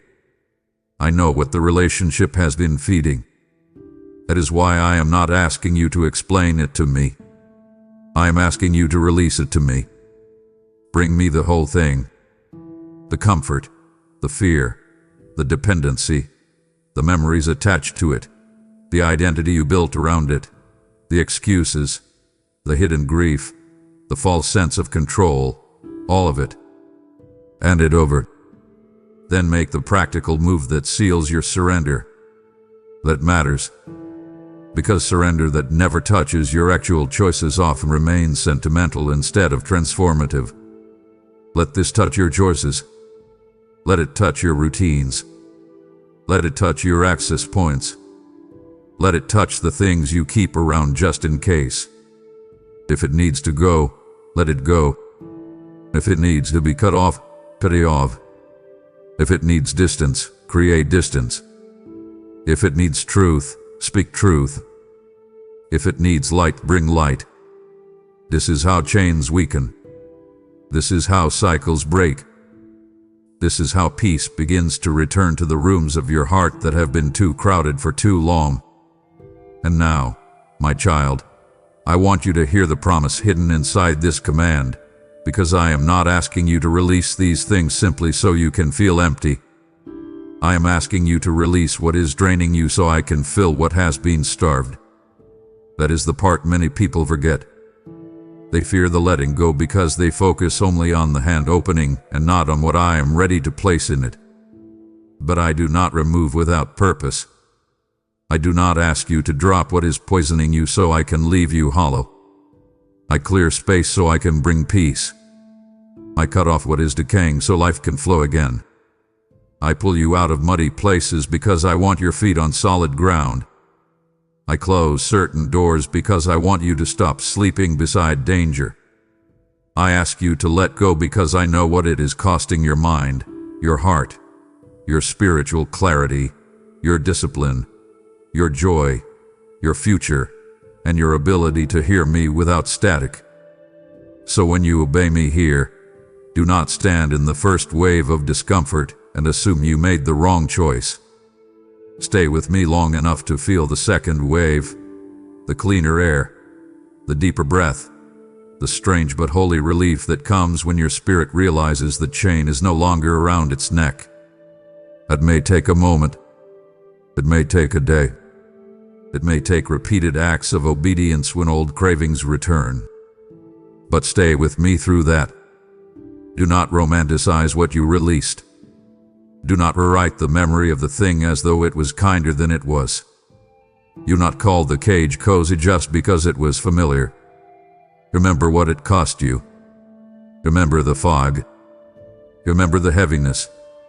Remember the way it stole from your tenderness.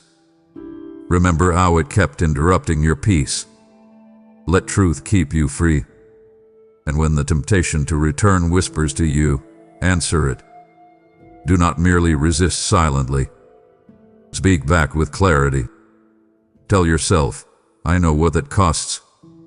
Tell your heart, I am not going back to what weakened me. Tell the lie, you are not my comfort anymore. Then come to me again. Invite me into the craving, the ache, the empty moment where the old habit once sat. That is where real freedom grows. Not in pretending you are beyond the struggle, but in repeatedly choosing truth when the old path calls your name. My beloved, I want you to feel how serious and how hopeful this moment is at the same time. This is not merely about what you lose. This is about what you recover. You recover clarity. You recover sensitivity. You recover your inner steadiness. You recover your ability to breathe without the hidden weight. You recover the softness that compromise kept hardening. You recover the quiet confidence that comes when your private life and your deepest prayers stop fighting each other. That is worth the cost. That is worth the discomfort. That is worth the clean break. So do not wait. Do not soften the edge of this moment. Do not say you will think about it. Decide. Release. Move. Obey. Then stay close to me as I fill the space with something far better than what you were afraid to lose. My child, as you release what has been draining you, do not forget that I am also calling you to pour into what gives life. What you let go creates space, not emptiness, but holy opportunity. And one of those opportunities is to carry my word further. When you give through super thanks, membership, or the PayPal link in the description, you are planting seeds in fertile ground, seeds that will rise as truth in someone else's darkness. I have spoken, give, and it will be given to you, and I do not speak empty promises. Your obedience here is not loss, it is multiplication. A harvest you may never fully see but will surely be part of. This is your moment to replace what drained you with something eternal. Do not cling to what I ask you to release while ignoring what I am asking you to sow. Step forward, give now, and let your freedom become someone else's breakthrough. My beloved child, I want you to see what begins to happen the moment you stop resisting me and truly respond. Because I do not want you obeying from fear alone when there is so much beauty waiting on the other side of your yes. So much of what I have said to you hath been urgent because the danger of delay is real, but I also need you to know this is not only about what you are leaving behind. It is also about what awakens when you finally turn toward me without holding part of yourself back. Something begins to breathe again inside you. It may not be loud at first.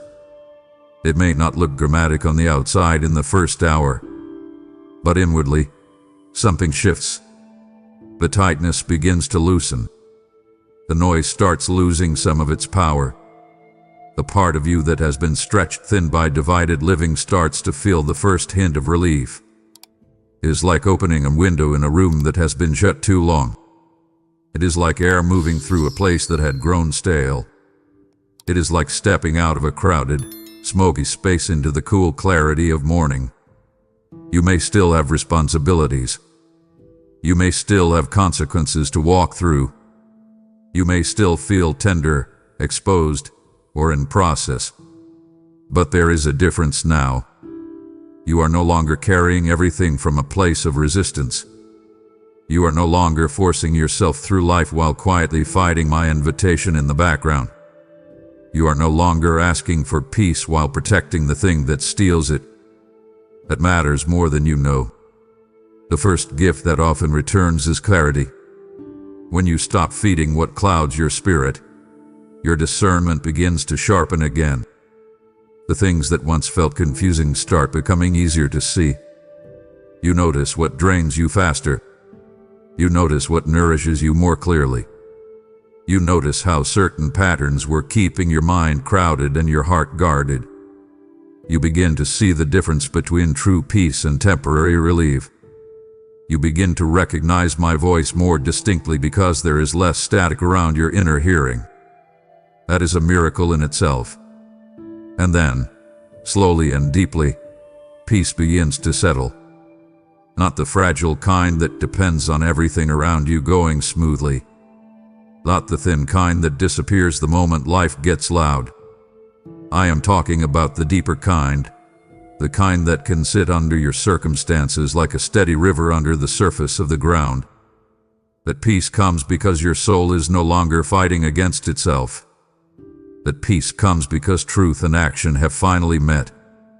That peace comes because your private life has begun to align with the cry of your spirit. And I want you to understand how precious that is. Many people pray for peace while quietly building their lives in ways that keep disturbing it. But when you finally respond, when you let your choices agree with the truth I have been speaking, your inner world becomes more open to what I have always wanted to pour in. You start sleeping differently. You start breathing differently. You start noticing that the low hum of tension is not as constant as it once was. You begin to feel moments of stillness that do not terrify you. You begin to sense that you do not have to keep outrunning yourself.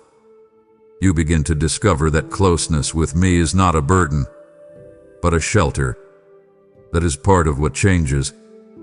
And there is more. When you respond, shame begins to lose its throne. Shame survives in secrecy, in avoidance, in repeated compromise, in the cycle of conviction without surrender. But when you step into honesty and obedience, shame starts losing its oxygen. It may still whisper for a while, but it no longer has the same authority. Why? Because you are no longer agreeing with the lie that hiding is your only option. You are no longer living as though you must manage your image while your soul quietly aches. You are stepping into the light, and in the light, shame begins to shrink. That is why I keep inviting you to real response, not just emotion. Because emotion may move you for a moment, but response changes the atmosphere of your life. Response opens the door for grace to begin working in practical, lived ways. So if you are wondering what happens when you finally respond, hear me clearly. The fog starts to lift. The room starts to breathe.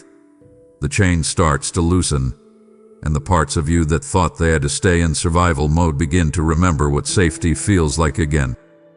And because I want you to truly understand the depth of what changes, I need you to see that your response does not only bring relief, it restores identity. For a long time, some of you have been living as though you are defined by the thing you keep struggling with, the thing you keep returning to, the pain you keep carrying, or the compromise you keep hiding. You have started narrating your life around your weakness. You have let the battle become bigger in your mind than the truth of who you are in me. But when you finally respond to my voice, something powerful happens. You stop living like an orphan managing scraps, and you begin remembering that you are my child. That shift changes everything. It changes how you interpret your own thoughts, and changes how you approach temptation. It changes how you handle failure if you stumble. It changes how you view the future. It changes the emotional posture of your life. An orphan mindset says, I have to protect myself, manage myself, cope for myself, hide what is wrong, and survive however I can.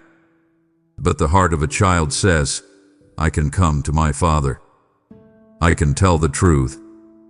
I can be corrected and still be loved. I can be weak and still be held. I can obey without needing to understand every detail because I trust the one leading me. That is the identity shift I want for you. I do not merely want your behavior interrupted. I want your belonging restored. I want you to stop approaching your spiritual life like a nervous outsider trying to earn closeness. I want you to start living like someone who is already deeply known, deeply loved, and actively led. When that settles into you, even your battles begin to look different. You stop treating temptation like proof that you are broken beyond repair. You begin seeing it as a place where you can choose alignment because you know who you belong to. You stop treating moments of weakness like final verdicts. You begin treating them as invitations to return quickly, honestly, and without the long detour of shame. You stop seeing correction as humiliation. You begin seeing it as direction. You stop hearing my voice as a threat. You begin hearing it as home. My child, that kind of restoration reaches far beyond one decision. It starts affecting how you carry your day. It changes the way you listen in conversations. It changes the way you respond to stress. It changes the way you hold boundaries. It changes the way you love people because you are no longer loving from depletion alone. It changes the way you walk into opportunities because you are not dragging the same secret weight behind you. It changes the way you pray because you are no longer trying to hide from the very one you are speaking to. This is why your response matters so much. It is not just about stopping a bad pattern. It is about restoring the atmosphere of your inner life. It is about reclaiming your clarity, your softness, your discernment, your steadiness, your courage, and your awareness of my nearness. So do not underestimate what a real yes can do. Do not reduce obedience to a rule. Obedience in love becomes a doorway. Obedience in truth becomes a release. Obedience in surrender becomes the place where what felt stuck begins to move again. That is what I want you to see. I am not simply asking you to lose something. I am inviting you to recover something holy that you have been missing.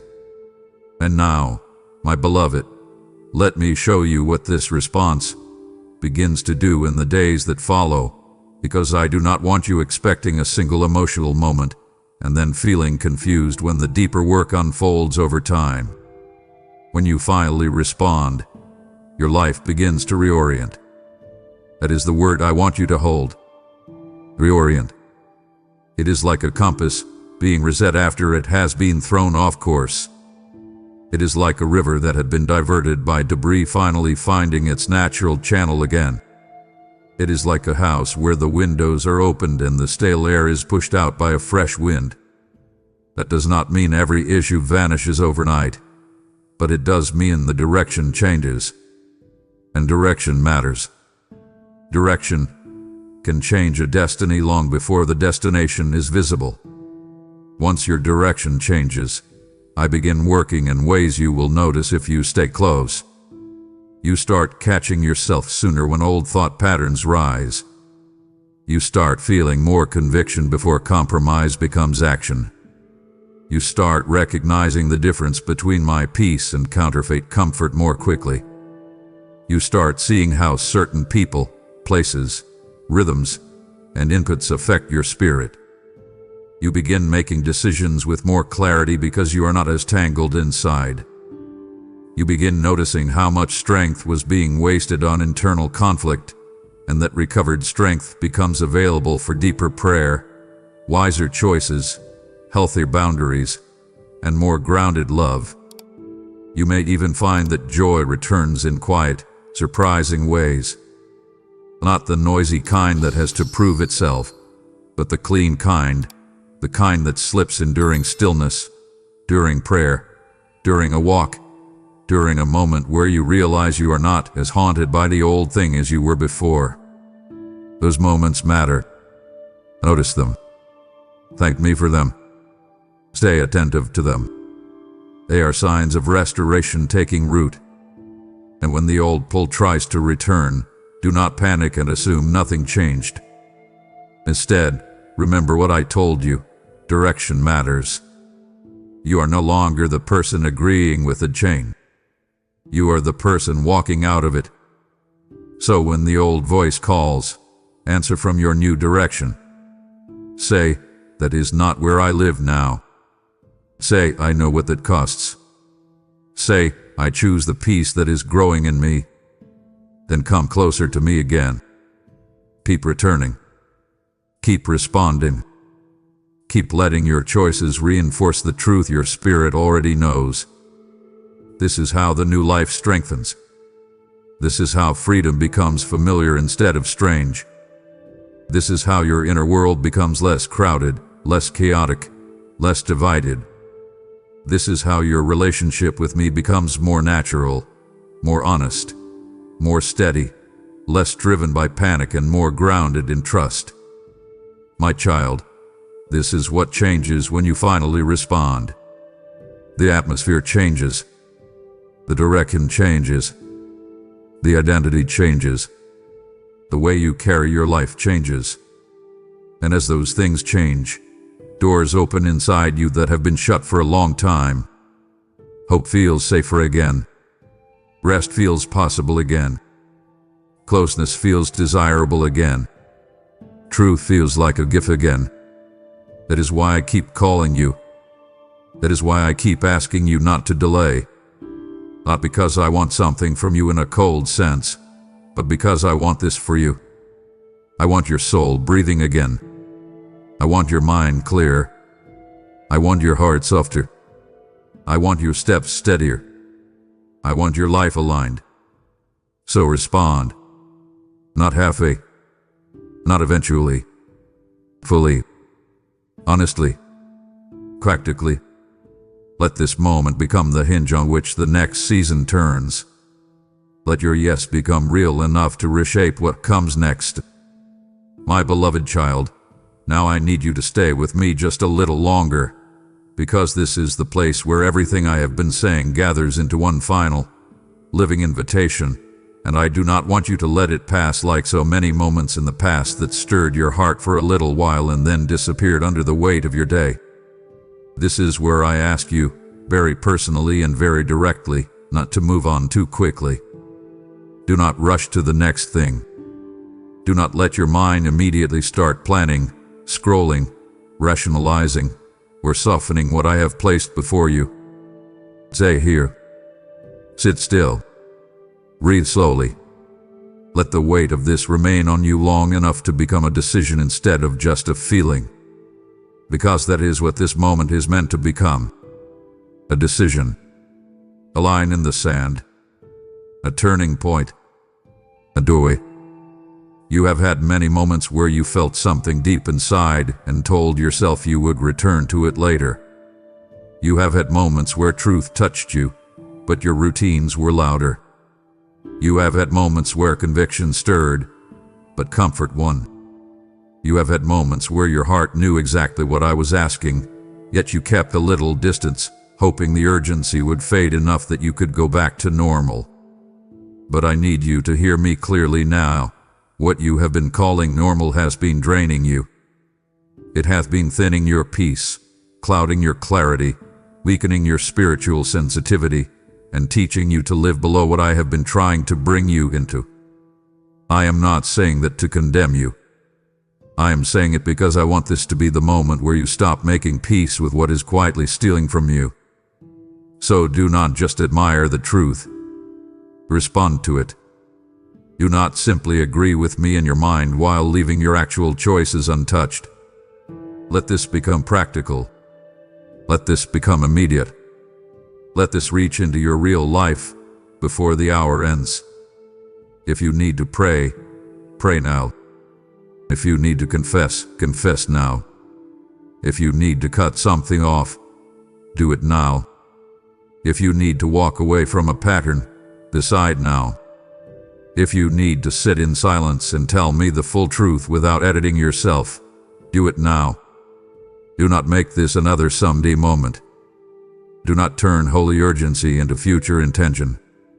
That is one of the enemy's oldest tricks, and I do not want you falling for it again. He does not always need to convince you to reject what I am saying. He only needs to convince you to postpone it until the fire cools, until the day gets busy, until the noise returns, until your old habits feel easier than the truth. So I am telling you with love, close that door. Refuse the delay. Refuse the drift. Refuse the excuse that says you will think about it later. This is not the time to think around the truth. This is the time to move with it. You have felt me drawing you. You have felt me exposing what needs to change. You have felt me naming what has been hidden, what has been tolerated, what has been excused, what has been defended, what has been quietly poisoning the atmosphere of your inner life. Do not let all of that end in nothing more than temporary emotion. Let it end in surrender. Let it end in a clean break. Let it end in a yes that costs you something, because the yes that costs you something is often the yes that changes everything. I know part of you may still feel hesitant. I know part of you may still be afraid of what happens after you obey. I know part of you may still be asking, what if I fail again? What if I start and then fall back? What if I cannot maintain what I feel right now? My child, do not let those questions stop you. They are real questions, but they are not worthy of becoming your master. You do not need to have the whole path mapped out before you take the next faithful step. You do not need guarantees about tomorrow before you obey today. You do not need to know every detail of how the healing will unfold before you let me begin. What I need from you now is not mastery. What I need is willingness. What I need is honesty. What I need is a real response. Come as you are. Come with trembling if you must. Come with tears if they rise. Come with fear if it is still present. Come with unfinished understanding. But come. Move toward me. Open the hand. Speak the truth. Make the choice. Let this be the moment where you stop standing in the doorway of change and finally step through it. Let this be the moment where you stop watching your own life from a distance and start living in alignment with what your spirit has been crying out for. I am not asking you to perform. I am asking you to answer.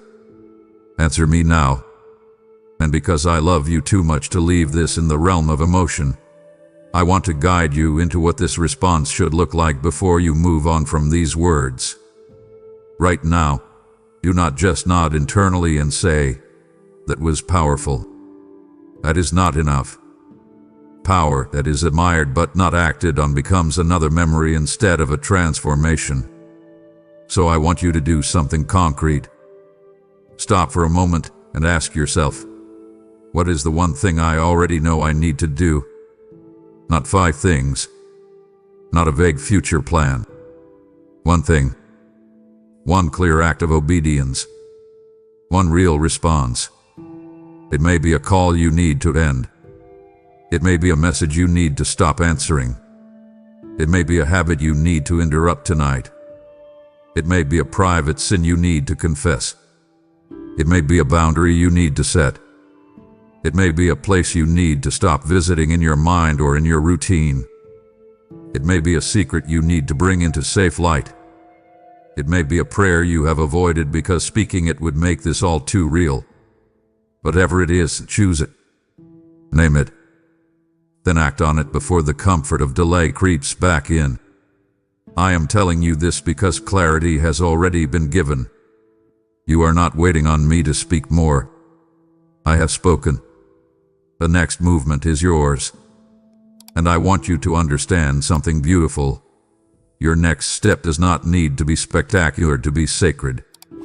Some of the holiest moments in your life will look quiet from the outside. A deleted number. A blocked path. A kneeling prayer.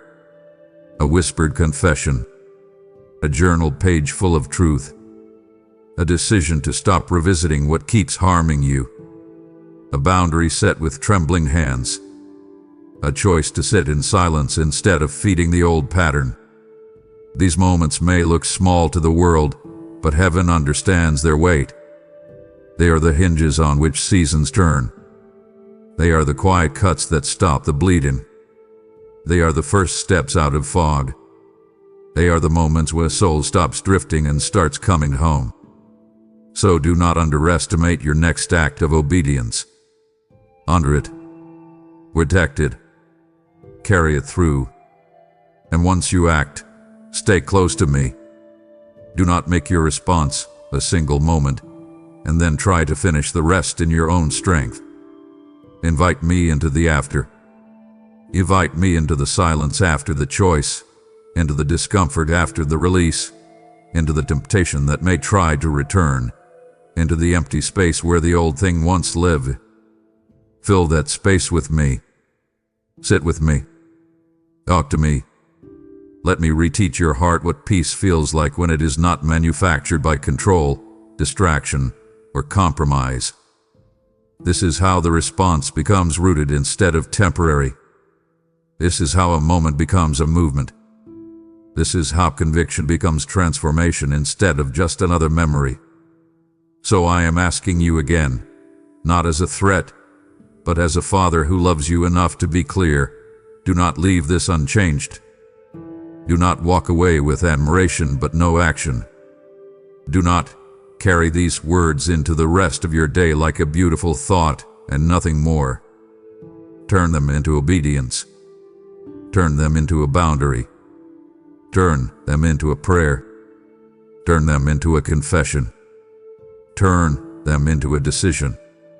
Turn them into a clean break. Turn them into a return. And before I close this with you, let me speak to the deepest part of your heart one last time, because I know what you may still be feeling under all of this. You may feel exposed.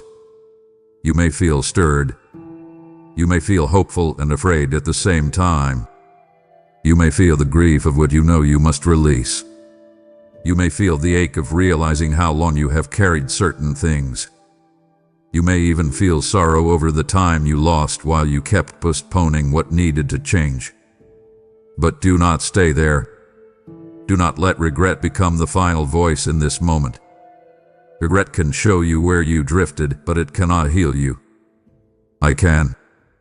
So bring me the regret too. Bring me the wasted time. Bring me the years you feel slipped away. Bring me the patterns you are tired of revisiting. Bring me the discouragement that says, why would this time be any different? Bring me the fear that says, what if I cannot keep this up? Bring me the shame that says, you should have done this long ago. Lay all of it down. Lay it all down. On tomorrow. Not after you feel stronger. Now. Because if you keep staring at what you lost, you may miss the mercy standing in front of you.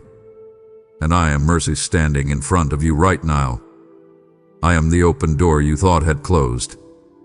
I am the hand still extended after all the hesitation. I am the voice still speaking after all the delay. I am the Father still inviting after all the wondering. That matters. Let that melt the hardness in you. Let that quiet the fear. Let that silence the lie that says it is too late. If you are hearing me, it is not too late to respond. If your heart still feels this, it is not too late to turn. If you still know my voice enough to feel the weight of it, it is not too late to come closer. So come now. Come honestly. Come fully. Come without pretending. Come without excuses. Come without your polished spiritual mask.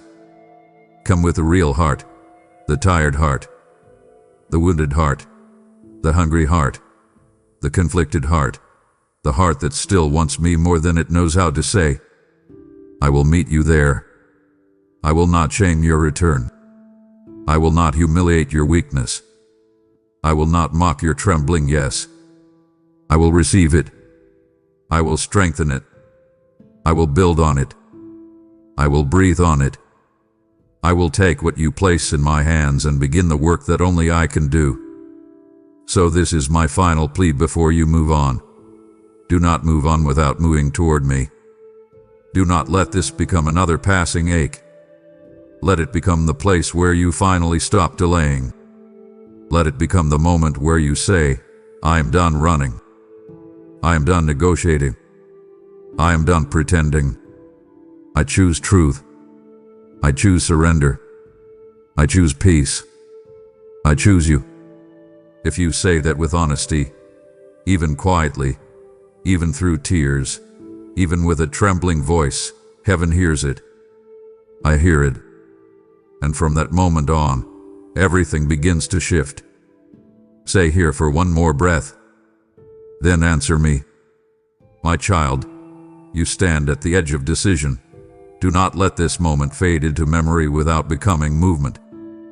What I have spoken to you carries weight not only for your life, but for many others who are still waiting for this same awakening.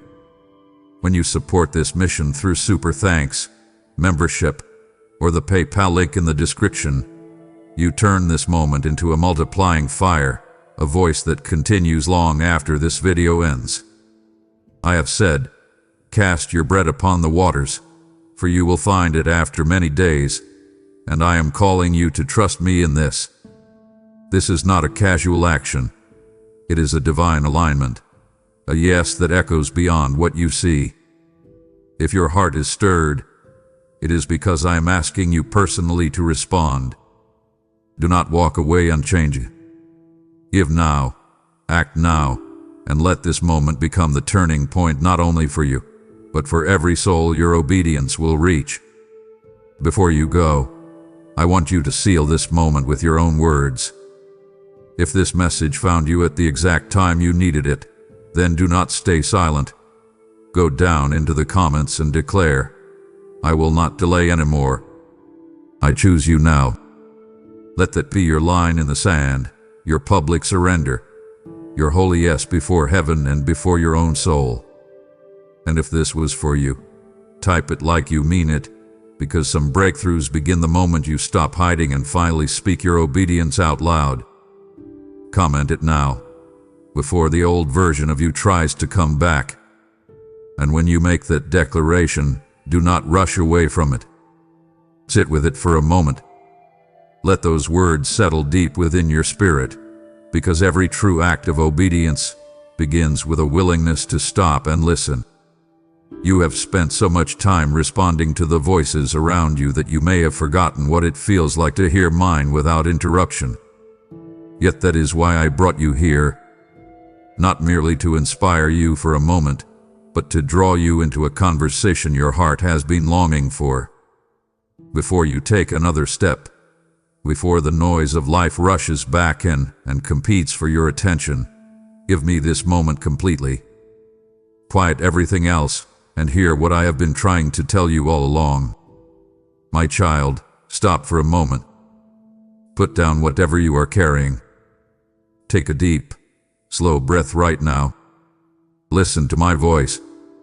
You live in a loud, chaotic world. Every single day, your mind is flooded with endless noise. You hear the constant demands of your job ringing in your ears. You feel the heavy, crushing pressure to perform, to provide, and to keep everyone around you happy. I see the unspoken tensions in your family that you try so hard to navigate behind closed doors. I know how utterly exhausted you are from scrolling through endless distractions on your phone, trying to numb the pain of feeling overlooked. But right here, right now, I am cutting through all of that noise. I am speaking directly to your heart. Do you feel that quiet tug in your chest? That gentle pull? That is not an accident. That is me. I am whispering to you in the quiet pause before the storm breaks. I am standing with you right in the middle of your messy reality. I am telling you this because the window of my grace is wide open for you today. You cannot wait for a better time.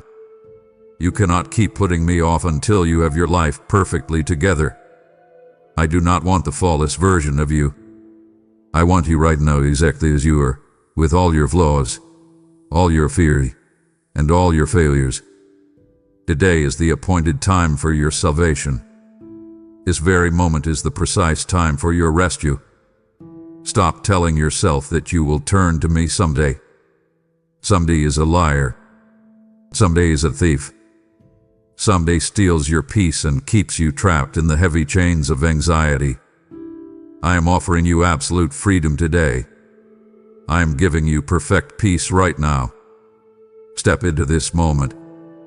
Open your hands and accept this divine gift.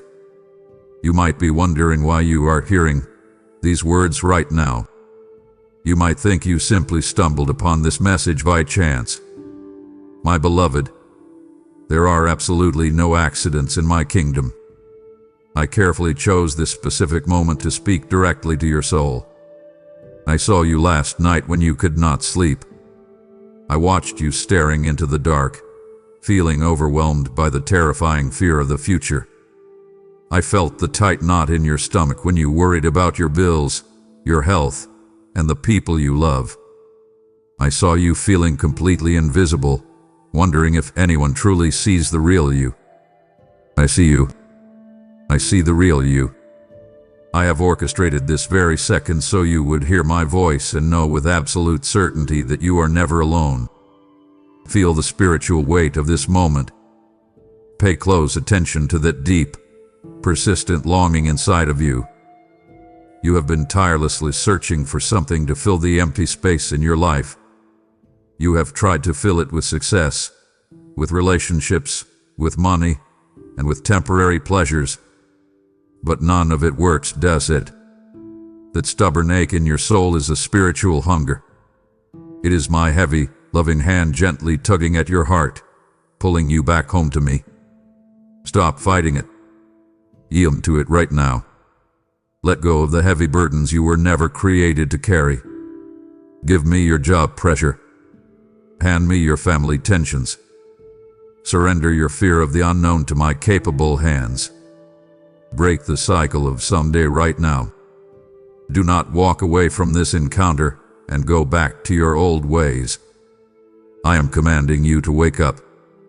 I am warmly inviting you into a life of massive peace, clear purpose, and unshakable strength. Look honestly at your life. Look at your constant, exhausting striving. You are running on an empty tank. Stop running. Stand still. Come to me. I am standing right in front of you with my arms open wide. Say yes to me today. Let me carefully undo the painful knots of worry in your stomach. Let me permanently wash away the heavy guilt you carry on your shoulders. I promise you, if you take one bold step toward me today, I will cover you with a love so fierce it will change your life forever. Answer my call. Before it is too late, let me in. My child, look at yourself in the mirror right now. What do you see? I know what you see, because I hear the harsh words you whisper to yourself. I see how you look at your reflection and immediately focus on the flaws, the failures, and the things you wish you could change. You carry around a heavy backpack full of labels that the world has carelessly slapped onto you. Your boss called you replaceable. A past relationship made you feel unwanted and unlovable. Your own mind tells you that you are simply not good enough, not smart enough, and not far enough along in life. Stop doing this.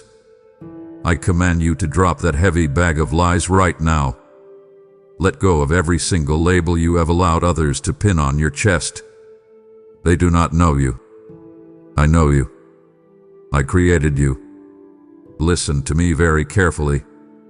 I am your creator, and I do not make mistakes. When I look at you, I do not see a failure. I see my perfect design.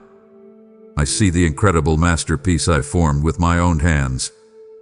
I want you to feel the air filling your lungs right now. Take a breath.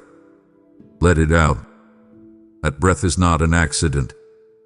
I placed that specific breath in your body because I have a very specific purpose for your life today. There is massive intentionality behind every single moment you are alive. You are not just wandering through life by chance. I carefully planned your existence before the foundations of the earth were ever laid. I knew exactly what you would look like, how you would laugh, and how your heart would beat. You need to remember how much you are truly worth. The world treats you like you are cheap, like you are something that can be easily discarded when you no longer serve a purpose. Do not ever believe that lie. I bought you with the heaviest, most painful price ever paid.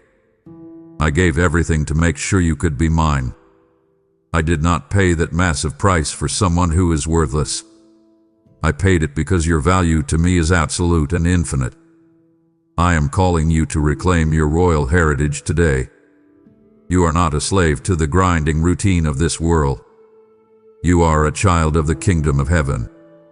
You carry my royal bloodline in your spirit. Stand up straight. Lift your head. Walk into your day holding the truth of my unwavering, fatherly affection for you. I do not love you because of what you can produce. I do not love you because of how much money is in your bank account or how well you perform at your job. I love you simply because you are mine. My love for you is fiercely protective and endlessly warm. It is the steady ground beneath your feet when everything else feels like shifting sand. Step into your true identity today. Stop apologizing for who you are. Start living as the deeply cherished, highly valued, and completely loved creation that I made you to be. My precious one, I need you to pause and look honestly at how you are spending your days. I watch you wake up every morning, rushing out of bed the second the alarm violently rings. I see you immediately grabbing your phone, letting the cold glow of a screen dictate your mood before you even say a word to me. You are constantly running, hustling, and exhausted. You work incredibly long hours, trying to climb a ladder that leads to absolutely nowhere. You are chasing the next paycheck, the next promotion, the next little hit of approval from people who do not truly care about your soul. I am asking you to stop. Put the phone down. Turn off the noise. Look up and see what is actually happening to you. The enemy is using the crushing weight of busyness to slowly pull you away from me.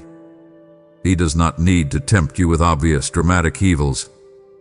All he has to do is keep you overwhelmingly busy, constantly stressed, and endlessly distracted.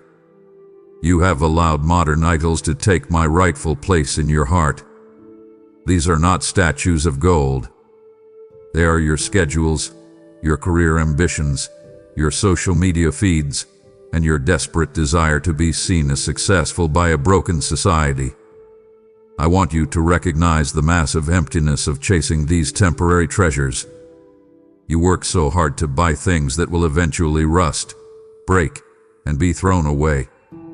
You stress over money that can disappear in a single day. Why do you keep trying to satisfy your eternal soul with temporary, fading pleasures? It is like drinking salt water when you are dying of thirst. It only makes you more desperate, more empty, and more tired. I am the only source of living water. I am the only one who can fill that deep, hollow ache in your chest. I command you to start guarding your eyes and your ears from the constant, toxic clamor of this age. You do not have to consume every piece of angry news. You do not have to engage in every pointless argument online. That noise is a weapon designed to steal your profound peace and drain your vital energy. I invite you to realign your focus right now. Bring your attention back to the things that truly matter, the things that will last forever. Invest your precious time in love, in quiet moments of prayer, and in serving the people right in front of you. Cut the ties to the chaotic rush of the crowd. Give me your attention. Let me quiet the anxious buzzing in your brain. When you stop chasing the wind, you will finally feel the gentle breeze of my spirit guiding you to a place of profound, unshakable rest.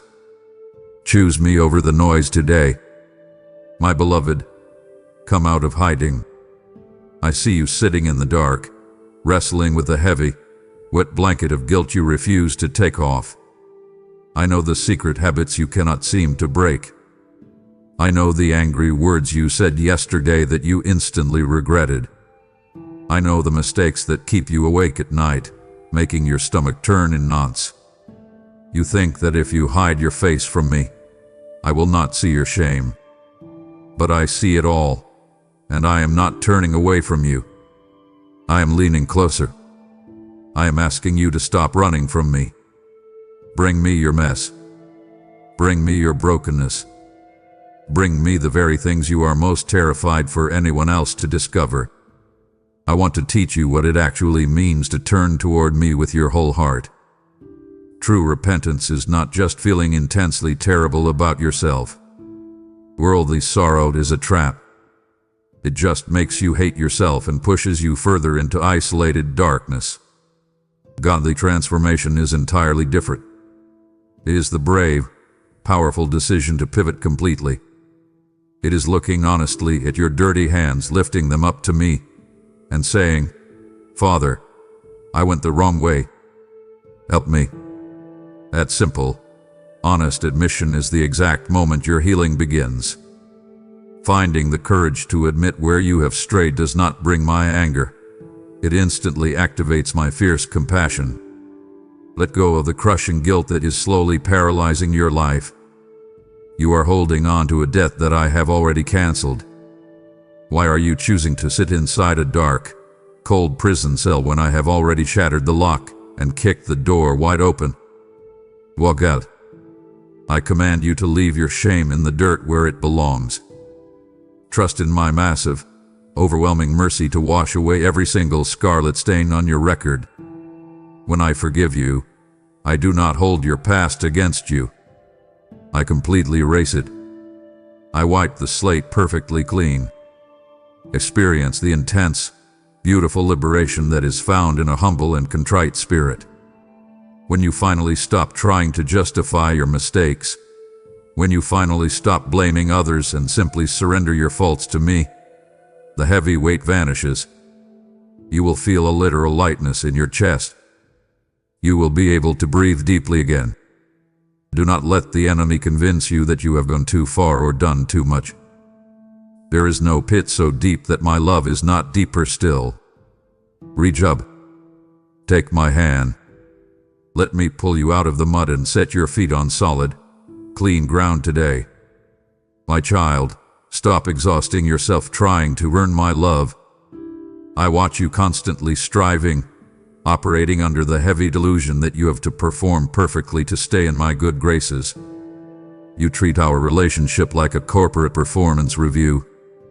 You think that if you pray long enough, act good enough, and never make a mistake, then I will finally accept you. That is a heavy, miserable way to live, and it is a total lie. Listen to me. Grace is a free, unmerited gift. You cannot buy it. You cannot earn it. You can only open your empty hands and receive it. I understand your deep frustration when you fail. I see how angry you get at yourself when your human weakness takes over. But I want you to understand a profound truth today. My immense strength is actually made perfect right in the middle of your absolute weakness. When you are strong, capable, and totally self-sufficient, you do not lean on me. You try to carry the world on your own shoulders until you physically and mentally collapse. But when you hit the wall, when you have absolutely 0% left in your tank, that is exactly when my grace rushes in to carry you. Stop fighting your limitations. Let your weakness be the very doorway that my powerful presence walks through. I am the solid, unshakable bridge built between my holy perfection and your messy humanity. You could never jump across that massive canyon on your own. That is why I came to you. That is why the cross exists. Look at the cross and understand that absolutely no sin is too great, no past is too dark, to be covered by its massive shadow. The blood that was shed was enough to pay for it all. Stop living as a condemned prisoner waiting for the executioner. Start living as a fiercely loved, fully redeemed soul. I offer you a fresh, clean start every single morning. My mercies are completely new the moment the sun rises. When you open your eyes tomorrow, the mistakes of yesterday are gone. I invite you to step into this daily renewal. When you feel weary, when the demands of life drain the life out of you, let my spirit breathe fresh wind into your lungs. You do not have to be strong enough for tomorrow. You only need to accept the grace I am giving you for this exact second. Take a deep breath of my grace right now. Let it settle your anxious heart and give you the raw power to keep moving forward. My child, as you bask in the overwhelming ocean of my grace, remember that I have blessed you so that you may become a river of life to a parched and dying world. Before it is too late, I am calling you to let your gratitude take flight and become the very manna that feeds a starving soul. I invite you to partner with my divine mission today by using the super thanks with a PayPal link in the description to sow a seed that will echo into eternity. When you give, you are not merely moving currency. You are lighting a fire of hope in a heart that has forgotten my name. I declare over you that as you sow into this ministry, I will open the floodgates of heaven and multiply your resources until you have no room to contain the blessing. Your generosity is a sweet incense rising to my throne, proving that you value my word above all earthly gold. I command you now, do not withhold the good that is in your hand, but give boldly and watch how I transform your seed into a massive harvest of souls. My child, do not turn away now, for my heart is wide open and I have so much more to pour into your soul. It would deeply grieve me to see you walk away while your transformation is only half complete, leaving the most vital parts of my message unheard. I have carved out this sacred time specifically for us. Please, do not disappoint my longing to finish this work in you. Stay with me, for the next words I speak are the ones your spirit has been crying out for in the dark. My precious one, look at the road stretching out in front of you. You see the massive crowd heading in one direction. It looks easy. It looks fun. It is the wide gate, and the path is paved smooth. It is the path of cutting corners at work to get ahead, the path of gossiping to fit in, the path of chasing money and status at the expense of your soul. I know how tempting it is to just blend in, to stop fighting the current, and to simply do what everybody else is doing. But I am calling you away from that crowd. I am commanding you to choose the difficult, narrow path that leads directly to eternal life. I will not lie to you. This narrow road will feel incredibly lonely at times. When you choose integrity over profit, when you choose purity over momentary pleasure, when you choose to forgive instead of seeking bitter revenge, the world will deeply misunderstand you. Your coworkers might mock you. Your own family might call you foolish. You will face moments where doing the right thing costs you friends, opportunities, and comfort. But I want you to know the massive danger of following the crowd. The wide, easy road is a trap. It leads to absolute emptiness, severe regret, and ultimate destruction. Do not trade your eternal soul for a few moments of cheap, worldly applause. Find your profound peace in the solitude of a holy walk. When people walk away from you because of your devotion to me, realize that they are simply making room for my presence to fill your life more completely. It requires intense, daily discipline to stay on this righteous track. It means waking up and actively choosing my ways over your own selfish desires. It means biting your tongue when you want to yell. It means serving when you want to be served. It is a daily, intentional battle against the current of a broken culture. But hear my unshakable promise to you today. You are never walking this rocky road alone. I am right beside you. I am the shield covering your back. I am the lamp lighting the dark, uneven ground in front of your feet. When the path gets steep and your legs feel like they cannot take another step, lean your full weight on me. I will give you supernatural endurance. I will give you a quiet, steady joy that the world cannot possibly understand and cannot ever take away. Step away from the noise of the crowd. Take my hand. Let us walk this narrow, beautiful road together. My child, wake up and look around you. I want you to truly see the world you are walking through every single day. You watch the relentless news cycle, and I know it fills you with a deep, paralyzing dread. You see the angry division in the streets, the constant economic panic, and the sudden, shocking shifts in the world around you. You feel a heavy, undeniable tension in the air, much like the heavy, quiet pause just before a massive thunderstorm violently breaks. Do not let this reality terrify you. I command you to let it awaken you. I am telling you to live this very day, this exact ordinary Tuesday or busy Thursday, as if it were the quiet eve of my grand return.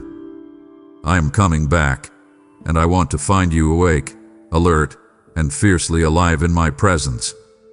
Look at your daily routine. You spend so much of your precious energy preparing for earthly things. You lay out your clothes for the next workday. You meticulously prep your meals. You constantly check your bank account to prepare for the bills that are due at the end of the month. You are so fiercely dedicated to preparing for a temporary tomorrow. Yet you completely neglect the eternal reality of my approaching glory. I invite you to shift your heavy focus today. I want you to start keeping your spiritual lamp perfectly trimmed and overflowing with the pure oil of faith. What does that oil look like in your modern life?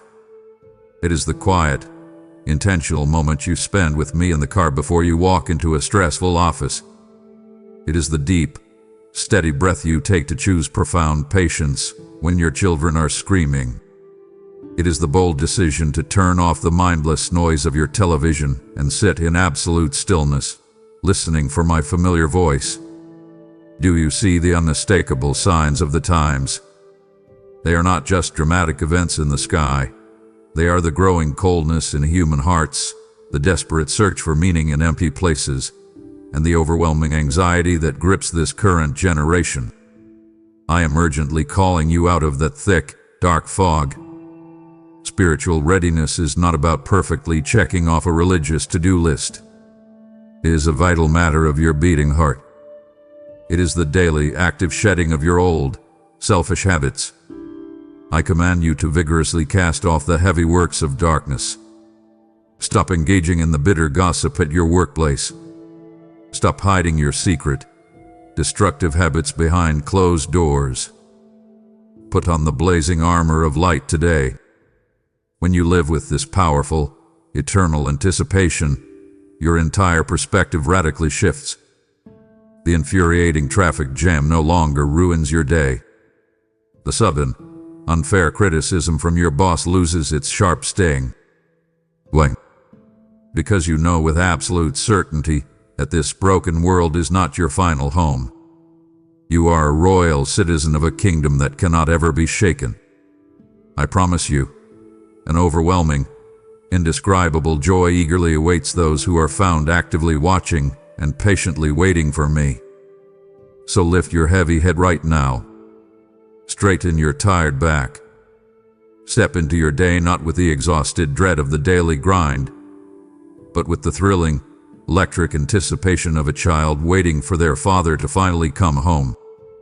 My beloved, I need you to open your eyes to the brutal, unseen reality happening all around you. You think your biggest fight today is against your frustrating coworker, your mounting credit card debt, or the physical exhaustion dragging down your bones. You are completely mistaken. You are engaged in a fierce, silent, and highly organized spiritual battle for your eternal destiny.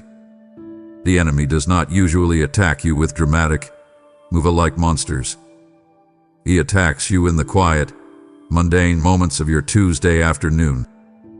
He strikes when you are staring at the ceiling at 2 in the morning, aggressively whispering that you are a complete failure, that your marriage is utterly hopeless, and that your future is entirely bleak. I command you to stop taking these vicious attacks lying down. Stop accepting these toxic lies as your reality. You are not a helpless, defenseless victim in this war. I have thoroughly equipped you with supernatural weaponry that possesses the raw power to shatter heavy chains. Pick up the sword of my word right now. When the sudden, suffocating wave of a panic attack hits your chest, you do not just sit there and drown. You aggressively fight back. You open your mouth and declare out loud, God has not given me a spirit of fear, but of massive power, deep love, and a sound mind. When the bitter temptation to completely give up on your dreams whispers in your ear, you use my absolute truth to violently cut that lie to pieces. You must urgently raise your heavy shield of faith, especially when the dark storm clouds of doubt forcefully gather. I see you looking at your dwindling bank account, feeling the sheer terror of financial ruin. That is the exact moment the enemy shoots his flaming arrows of panic directly at your mind. Raise your shield. Declare with fierce, unshakable confidence that I am your ultimate provider, and I have never once abandoned the righteous. Recognize these subtle, insidious schemes meant to violently shake your foundation. The enemy uses distraction, exhaustion, and petty arguments with your spouse to slowly drain your spiritual blood. Do not fall for his cheap tricks. Stand incredibly firm in the absolute authority I have given directly to you. You are my child. The very same explosive power that boldly raised Christ from the dead literally resides inside your chest right now. You do not have to cower in the dark corners of your life. You have the total authority to command the suffocating anxiety to leave your home. You have the right to demand that the dark depression loose its heavy grip on your mind. But you will only find this massive victory through relentless prayer and total, absolute surrender to me. Give me your heavy battles. Let me step onto the front lines of your life. When you fully surrender your desperate need for control to me, you will suddenly realize that the greatest victory has already been won on the cross. My precious one, stop deeply drinking from every single well you walk past. You are living in an era of absolute information overload. Every time you unlock your phone, 100 different voices aggressively scream at you, desperately telling you how to live, how to hustle, how to get rich quickly, and how to find supposed happiness. You listen to endless podcasts, you read modern self-help gurus, and you follow flashy influencers who look like they have everything perfectly together. But beneath their polished, shiny surfaces, their advice is incredibly hollow. It is totally empty. It is spiritual junk food that leaves your soul severely malnourished and violently starving for truth. I command you to start actively testing the spirits. Do not naively believe every smooth-talking voice that promises you an easy, pain-free life. You must fiercely ensure that what you are letting into your mind actually aligns with my absolute, unchanging truth. Stop desperately seeking human logic to solve your deep, spiritual problems. The world tells you to endlessly promote yourself, to mercilessly crush your competition, and to unapologetically put your own needs first. My wisdom tells you that the last shall be first, that true leaders are humble servants, and that you must lose your life to actually find it. These two paths are completely opposed. You can't walk down both of them at the same time. I invite you to lean heavily into the quiet, steady guidance of my Holy Spirit. He is the ultimate compass living directly inside of you. Do you know that sudden, uncomfortable feeling in your gut right before you hit send on a deeply angry email? Do you feel that quiet, persistent hesitation before you sign a contract or enter a toxic relationship? That is not your imagination. That is my spirit actively protecting you. You must ruthlessly avoid the dangerous trap of itching ears, the desperate desire to only hear comfortable, easy lies that constantly validate your selfish choices. Truth often severely hurts before it deeply heals. You will only gain this sharp, crystal clear clarity by completely immersing your entire life in my scripture. My word is the solid, immovable rock in a world of rapidly shifting sand. When you saturate your mind with my voice, you will easily spot a counterfeit lie from a mile away. Develop a highly sensitive heart to my incredibly subtle promptings. When I gently whisper for you to give a specific amount of money away, do it instantly. When I silently nudge you to call a lonely friend, pick up the phone right then. As you practice this daily, instant obedience, your spiritual vision will become incredibly sharp, and you will navigate the complex, messy chaos of this world with profound, undeniable divine wisdom. My child, we need to talk about the heavy, toxic poison you are currently drinking. I see the deep, ugly root of bitterness tightly wrapped around your tired heart. I know exactly who hurt you. I saw the cruel coworker who deliberately threw you under the bus. I watched the parent who never once told you they were proud of you. I saw the friend who brutally betrayed your trust, and the partner who simply walked away when things got hard. I know the intense, searing pain they caused you. I am not telling you that what they did was right. It was terribly wrong, and it deeply grieved my heart to watch you suffer. But I am commanding you right now, put the heavy, sharp knife of resentment down. You think your burning anger is somehow punishing them. You think holding onto this massive grudge is protecting you from getting hurt again. But it is only slowly, painfully killing you from the inside out. It makes your jaw tight. It steals your sleep. It turns your natural joy into cold, hard cynicism. I am asking you to completely release the heavy debt of those who have caused you such immense pain. You have to understand that your own profound freedom is intimately tied to your willingness to show mercy. When you tightly clench your fists to hold on to your precious right to hate them, you cannot open your hands to receive the massive peace I am trying to hand you. I deeply understand how utterly impossible this feels. You cannot do it in your own human strength. But I am not asking you to rely on yourself. I am asking you to look directly at the blood-stained cross. Look at me, hanging there in agonizing pain, looking down at the very people who mockingly drove the thick nails into my wrists, and saying, "Father, forgive them." If I can pour out that kind of massive, earth-shaking mercy on those who murdered me, I can absolutely give you the supernatural strength to forgive the person who broke your heart. Let the profound, lasting healing begin this very second. Stop waiting for an apology that may never, ever come. You do not need their fragile remorse to secure your total freedom. You only need my power. I command you to actively model the radical love of the cross in your daily, normal interactions. When the sharp memory of their betrayal violently hits you again tomorrow, forcefully out loud say, "I completely forgive them in the mighty name of Jesus, and I release them to you, God." By doing this, you are not just healing your own broken heart. You are violently breaking the heavy, dark chains of generational resentment today. You are stopping the toxic cycle of pain so it does not brutally infect your children and your grandchildren. Let it end with you today.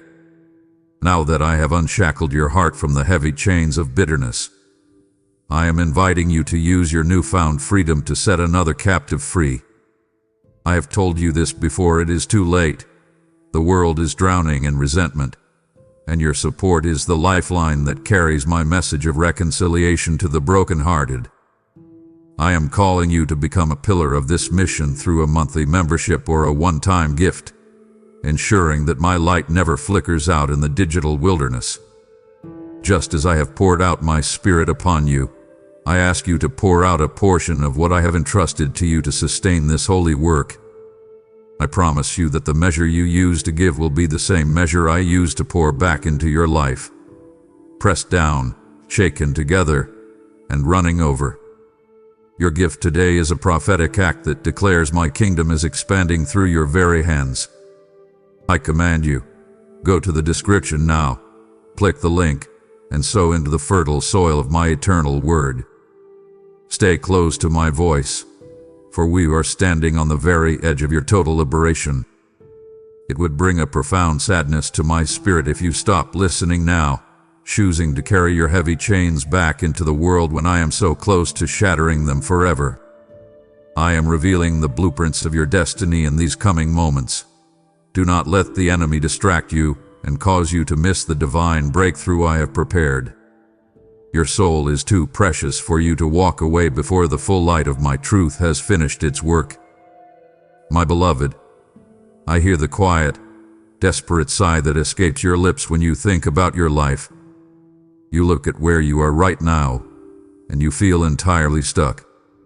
You sit in your small cubicle, where you drive your usual, boring commute, where you change endless diapers, and you secretly think, is this truly all there is? Did life completely pass me by? You look at incredibly wealthy people, famous leaders, and seemingly successful influencers, and you falsely believe they are the only ones with a real purpose. Let me completely shatter that massive lie right now. I have carefully prepared a unique, vital mission specifically for you, and it is unfolding right in the middle of your perfectly ordinary, messy life. Stop viewing your deep, painful trials as permanent roadblocks. Your specific, agonizing struggles have actually uniquely equipped you for my magnificent service. The brutal season of depression you barely survived, that perfectly gave you the profound, authentic empathy needed to physically sit in the dark with someone else who wants to end their life. The painful, devastating financial ruin you had to slowly crawl out of, that precisely taught you the fierce, unshakable trust required to guide others out of their own terrifying panic. I do not waste a single drop of your pain. I meticulously recycle it into powerful, undeniable purpose. I am strongly commanding you to be the sharp salt and the blazing light in a world that is currently drowning in heavy, suffocating darkness. You do not need a massive public platform or a million followers to literally change the world. The massive, eternal impact of a single life completely dedicated to my will is entirely incalculable. When you choose to speak a kind, encouraging word to the exhausted cashier instead of rushing past her, you are doing kingdom work. When you choose to fiercely love your frustrating spouse when they are being entirely unlovable, you are violently pushing back the dark borders of hell. I know you sometimes feel far too old, far too tired, or entirely too broken to be used by me anymore. You think you have made far too many terrible mistakes and missed your narrow window of opportunity. Listen to me. As long as there is hot breath in your lungs, your divine assignment is not over. My perfect timing is vastly different from your frantic, rushing clock. I was quietly preparing Moses for 80 long years before I finally called him to boldly step up to Pharaoh. I am actively preparing you right now. Trust my slow, steady timing for the beautiful unfolding of your ultimate destiny. Stop staring longingly at the closed doors behind you. Turn around, open your eyes, and boldly step into the magnificent purpose I have placed directly in front of your feet today. My child, I want to talk to you about how we communicate. I watch you carry the crushing weight of your daily life entirely on your own shoulders. You wake up, you rush out the door, and you try to fix every single problem using only your own limited human strength. Then, when everything violently falls apart, when the medical report comes back with bad news, or when your bank account is completely empty, you finally throw up a desperate, frantic prayer. You treat me like a fire extinguisher behind a glass box, only breaking the glass when your life is completely engulfed in flames. I am asking you to stop this exhausting cycle today. I do not want to be your emergency contact. I want to be your constant, daily companion. I invite you to approach my throne right now with bold, holy confidence. You do not need to clean yourself up first. You do not need to use fancy, religious words. Just talk to me. Tell me exactly how frustrated you are. Tell me how tired your bones feel. I know you get angry when I do not answer your prayers immediately. I see your deep frustration when you ask for a door to open, and it remains firmly shut. You mistakenly think my silence means I do not care or that I am ignoring you. Listen to me. Sometimes the most loving answer I can possibly give you is wait. If I gave you everything you asked for the exact second you asked for it, it would completely destroy you. You are asking for things you are not emotionally or spiritually mature enough to handle yet. I am deliberately using the painful waiting period to build massive strength, fierce character, and unshakable resilience inside of you. Trust my timing. When I say wait, I am actively working behind the scenes to align every single detail for your absolute best. I command you to make prayer a constant lifestyle, not just a frantic emergency ritual. Talk to me when you are sitting in frustrating traffic. Talk to me while you are folding the laundry. Talk to me in the quiet, lonely moments before you fall asleep. This continuous, honest dialogue is exactly how true intimacy grows. When we converse heart to heart, you will begin to physically feel my presence wrapping around you like a warm, heavy blanket. The deep anxiety in your chest will begin to melt away, not because your circumstances instantly changed, but because you realize you are standing with the Creator of the universe. I also need you to start interceding for the broken people around you. Stop just praying for your own comfort and your own success. I command you to stand in the massive gap for your lost friends, your addicted family members, and the hurting strangers you pass on the street. Your persistent, faithful prayers hold unimaginable power. When you boldly pray in my name, you are literally releasing heavenly authority into their dark situations. You will begin to see miraculous, impossible things unfold right in front of your eyes. Do not give up when the answer is delayed. Keep knocking on the door. Keep asking. Keep seeking. The breakthrough you are desperately waiting for is much closer than you think. Open your mouth and invite my power into your reality today. My beloved, I see the exact moment the cold grip of fear takes hold of your mind. I watch you constantly refreshing the news, letting the terrifying headlines about wars, economic collapse, and global chaos slowly poison your peace. I feel your chest physically tighten when you look at your mounting bills or think about the uncertain future of your children. You are living in a constant, suffocating state of what if. What if I lose my job? What if the test results are bad? What if I end up completely alone? I command you to stop listening to these dark, agonizing whispers right now. I have absolutely not given you a spirit of fear. That paralyzing dread does not come from me. I gave you a spirit of massive power, of fierce love, and of a completely sound, stable mind. I invite you to step out of the chaotic storm and into my profound stillness. You cannot control the madness of the world around you, but you can absolutely trust my ultimate sovereignty over it. Even when society feels like it is completely crumbling, my throne remains completely unshakable. I am the Alpha and the Omega. I saw the very beginning of your life, and I have already securely planned the end. Nothing that happens today is a surprise to me. Perfect love casts out all anxiety, and my love for you is utterly perfect. When you deeply understand how fiercely I protect you, the terrifying fear of tomorrow simply loses its sharp teeth. You must start standing firmly on my absolute promises when the dark storm clouds gather. The enemy uses fear to completely paralyze you, to keep you hiding under the covers so you never step into your true purpose. Do not let him win. When the sudden panic attack violently hits your chest, I command you to speak my promises out loud. Tell your racing heart to calm down in the mighty name of Jesus. Remind your anxious mind that I have promised to never, ever leave you or forsake you. You have the total authority to kick fear out of your house. Experience the massive peace that completely passes all human understanding.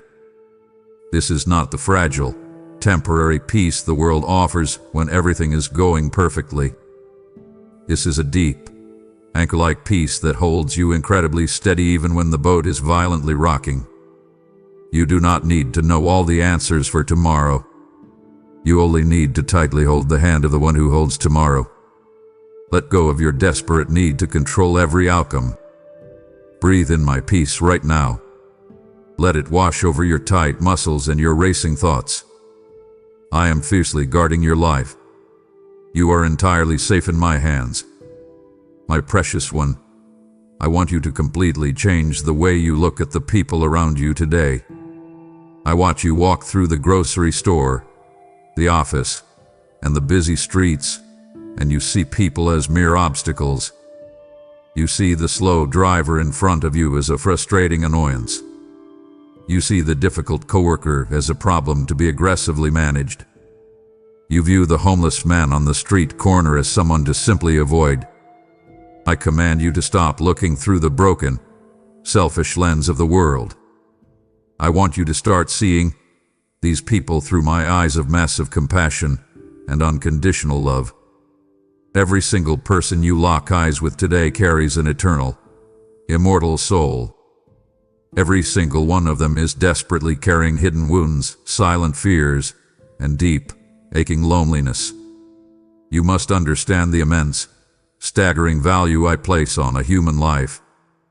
I am the good shepherd who will completely abandon the 99 safe sheep just to rescue the one who is wandering lost in the dark wilderness.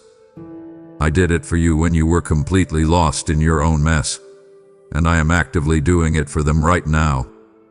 There is no one too dirty, too broken, or too arrogant for my grace to reach. When you dismiss people because they sin differently than you do, you are completely forgetting the massive grace that saved your own life. I invite you into our shared, vital mission to reach the ends of the earth, starting right in your own neighborhood. You do not need to pack your bags and move to a foreign country to be a missionary. Your mission field is your office break room. It is your family dining table. It is the checkout line at the store. I command you to carry my tender heart for the poor, the completely lonely, and the brutally broken.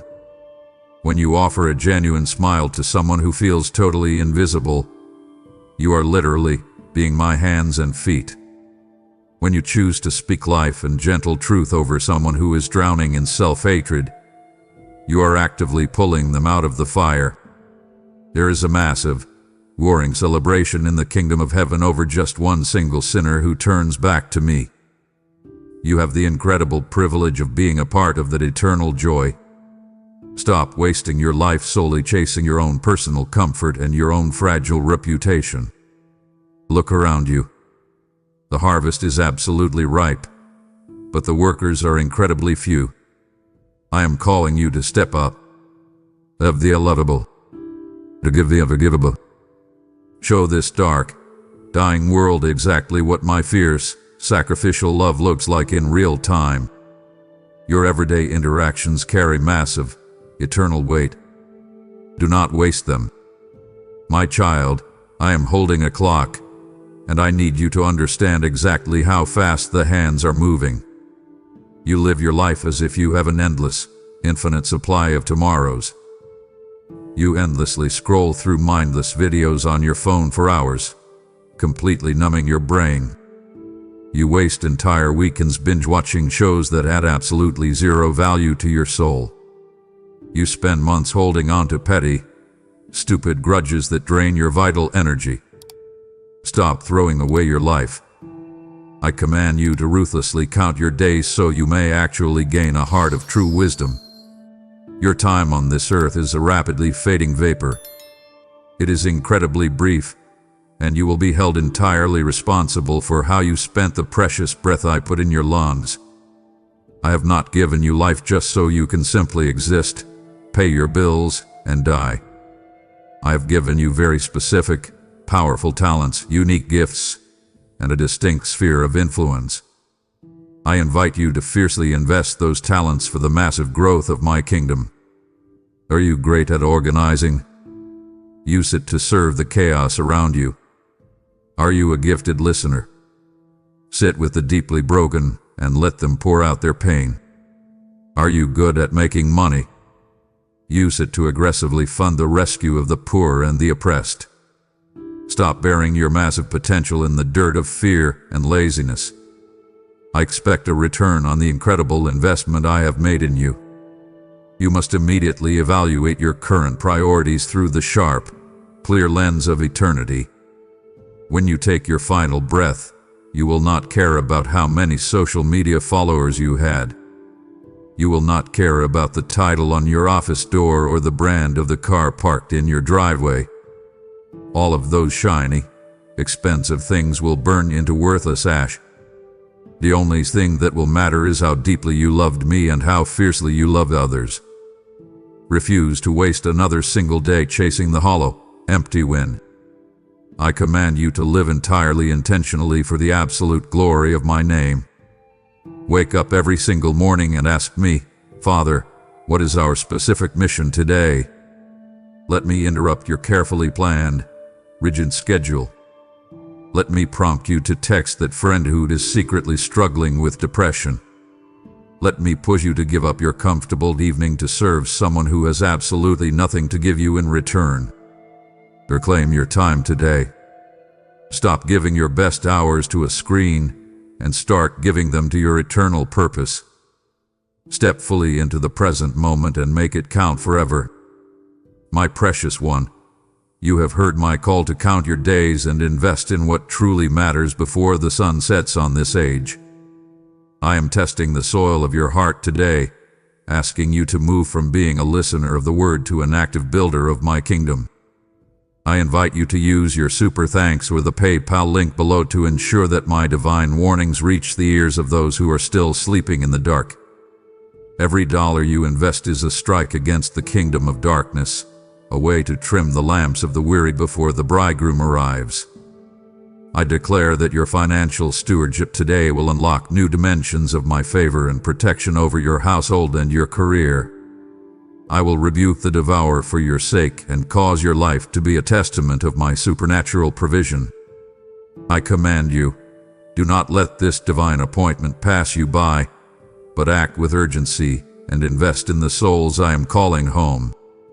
The clock is ticking, and my heart yearns for you to hear the full weight of what I must tell you. It would be a tragedy of eternal proportions if you allowed the trivial noise of this world to pull you away before I have finished equipping you for the battles ahead. I am entrusting you with the secrets of my kingdom. Please, do not disregard my heart by turning back to the shadows now. Stand firm and continue to listen, for the strength you will need for your tomorrow is hidden in the words I am about to speak today. My beloved, I know exactly how much you are hurting right now. I feel the exact, crushing weight of the grief sitting heavy on your chest. I see the tears you violently cry in the shower where no one else can hear you. I know the brutal sting of the betrayal that completely shattered your trust. I feel the relentless, exhausting chronic pain that makes it hard for you to even get out of bed. Do not ever believe the toxic lie that I am ignoring your suffering or that I simply do not care. I am closer to you right now, in your deepest, darkest brokenness, than I have ever been. You fiercely ask me why I allow the pain. You demand to know why I do not just snap my fingers and make the terrible trial disappear. Listen to me. I did not cause this brutal tragedy, but I will absolutely use it. I allow the intense, blazing fire of suffering to completely refine your faith like pure gold. When life is perfectly easy, your faith is often incredibly shallow.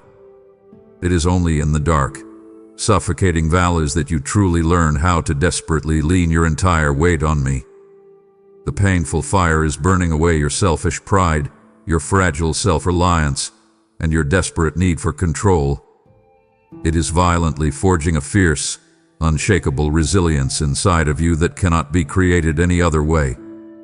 I command you to stop trying to hold your fragile life together all by yourself. It is entirely okay to admit that you are completely falling apart. Bring your shattered, broken pieces to me. I am the only one who can put them back together into a beautiful, new masterpiece. I want you to know that I am actively collecting every single tear you cry. I keep them in my bottle. Not a single drop of your intense sorrow is ever wasted or forgotten. You must deeply trust that these brutal, temporary trials are actually producing an eternal, massive weight of glory that completely outweighs them all.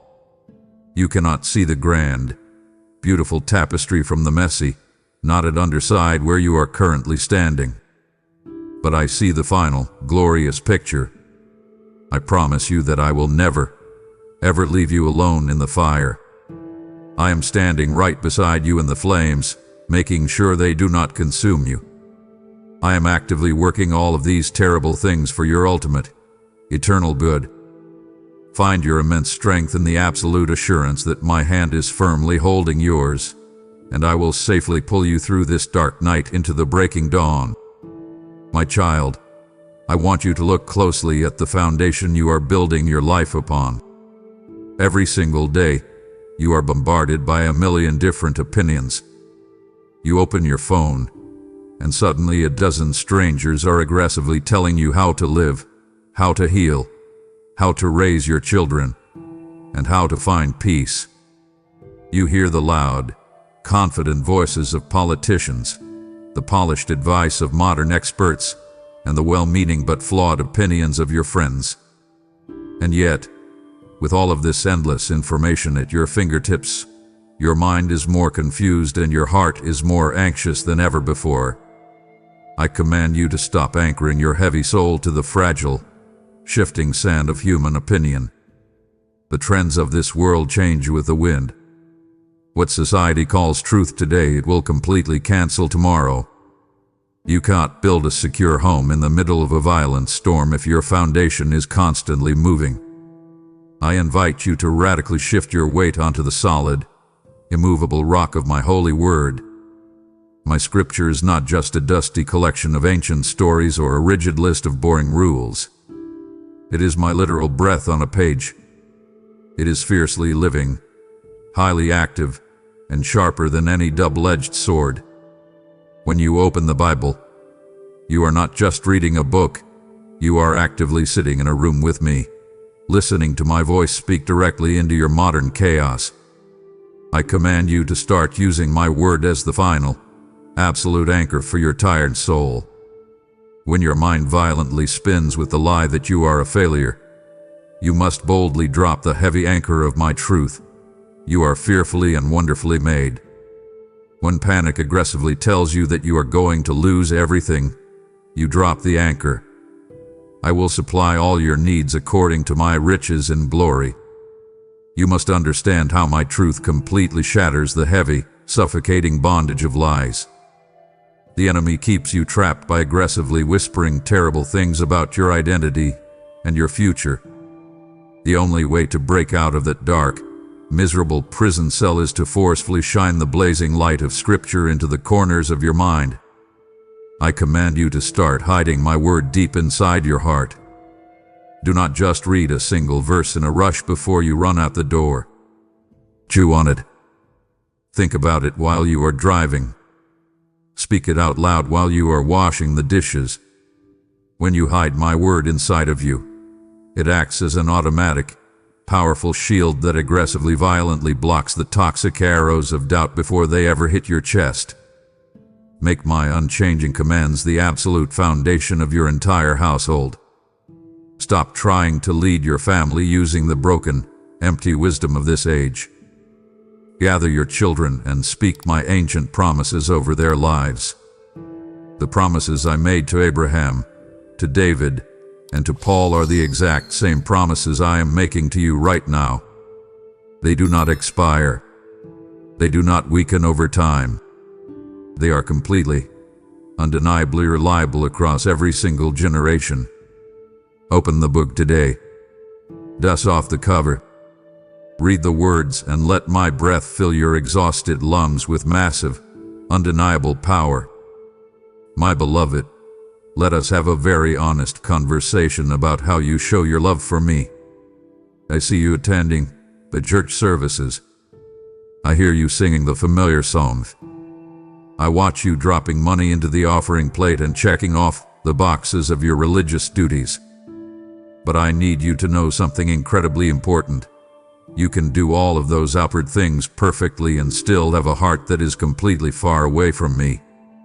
I do not want your empty religious routine. I do not desire your exhausted, resentful duty. I want your heart. And true, passionate love for me is not demonstrated by simply saying the right words on a Sunday morning. It is forcefully demonstrated by your daily, quiet actions on a Tuesday afternoon. I am asking you to radically change your perspective on obedience. You often view my commands as heavy, restrictive chains meant to ruin your fun. That is a massive lie from the enemy. My commands are the strong, protective guardrails on a dangerous, winding mountain road. They keep you from driving off the cliff into absolute destruction. When I tell you to forgive, to be honest, and to stay pure, I am actively protecting your joy. I invite you to discover the immense, unexplainable joy found in following my lead without a single moment of hesitation. When you stop fighting me and finally surrender your stubborn will, you will feel a massive physical weight lift off your tired shoulders. I want to see the beautiful, lasting fruits of the Spirit actively growing in your daily character. Love, joy, peace, patience, kindness, goodness, faithfulness, gentleness, and self-control. These are not just nice ideas. They are the visible proof that I am living inside of you. But listen to me carefully. To grow this beautiful fruit, you must fully submit to my painful pruning. I know it hurts when I take the sharp shears and completely cut away a toxic relationship you desperately wanted to keep. I know you cry when I strip away a comfortable habit or a selfish ambition. But I am not cutting you to destroy you. I am aggressively pruning the dead, heavy branches that are actively hindering your spiritual growth. I only cut away what is holding you back so that you can bear a massive, beautiful harvest. You must constantly abide in me, just like a fragile branch must stay tightly connected to the strong vine. If you severely cut a branch off a tree, it might look green and alive for a few days, but it is slowly, silently dying from the inside out. That is exactly what happens when you rush out into your busy day without spending any time in my presence. You try to produce love and patience using your own exhausted energy, and you completely burn out. Stop trying to produce the fruit entirely on your own. I command you to simply stay plugged into me. Lean on me. Talk to me. Draw your daily sap and energy directly from my Spirit. When you deeply abide in me, the lasting fruit will grow naturally, beautifully, and effortlessly. My precious one, I am calling you to stand out. I look at the way you navigate this incredibly dark, profane world, and I see how desperately you try to blend in. You laugh at the dirty jokes at work because you do not want your coworkers to think you are weird. You slightly bend the truth on your taxes or your time card because everybody else is doing it. You watch the same toxic, violent shows, and you gossip about the same people, all to simply feel accepted by a broken crowd. I am commanding you to stop this dangerous compromise immediately. You were absolutely not created to comfortably fit in with a world that is rapidly heading toward destruction. You were specifically set apart for my magnificent, eternal purposes. I want you to actively pursue deep, radical sanctification. This simply means allowing me to completely wash you clean and make you look more like me every single day. Holiness is not an arrogant, stuck-up attitude where you look down on other people. True holiness is the stunning, magnetic beauty of a life lived in complete purity and total integrity. When you choose to speak with absolute honesty even when a lie would easily save your reputation, you shine. When you choose to protect your eyes and fiercely guard your mind from the filthy images on your screen, you radiate a massive, undeniable light that the dark world cannot possibly understand. Do not be completely naive about the tiny compromises you make. You think a little bit of gossip or a small, hidden sin does not matter. But a tiny drop of dark poison completely ruins a clean glass of water. These small compromises slowly, silently dull your sharp spiritual edge. They put thick, heavy calluses on your sensitive heart until you can no longer hear my quiet voice prompting you to do the right thing. I command you to honor me entirely with your physical body, your racing mind, and your eternal spirit. Your body is the sacred, living temple of my Holy Spirit. Treat it with immense respect. Do not poison it with addictions. Do not cheapen it with temporary lust. When you make the bold, difficult choice to live a holy life, you will instantly become a blazing lighthouse in a very dark, dangerous storm. People around you are quietly drowning in their secret sins and their heavy shame. They do not need you to act exactly like them. They desperately need to see someone who has found a better, higher way. They need to see the radiant peace of a soul that beautifully reflects my light. Step out of the dirty mud today. Wash your hands. Cleanse your heart. Accept the immense grace I am offering you, and walk back into your messy workplace or your difficult home as a set-apart, shining representative of the King of Kings.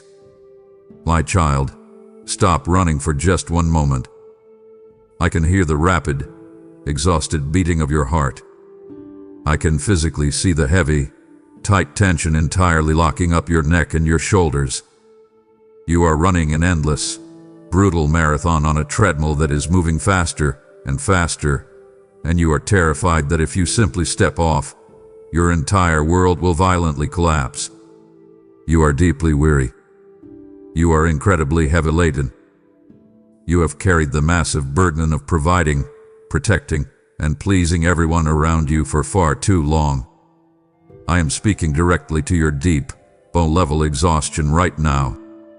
I command you to come to me. I am the only one who can give you the profound, healing rest your soul is desperately screaming for.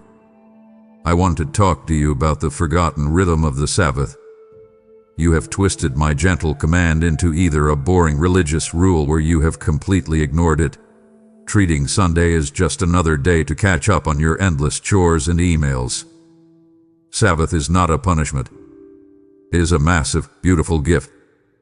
It is a divine, weekly pause where you forcefully stop your frantic striving and actively remember that you are not the general manager of the universe.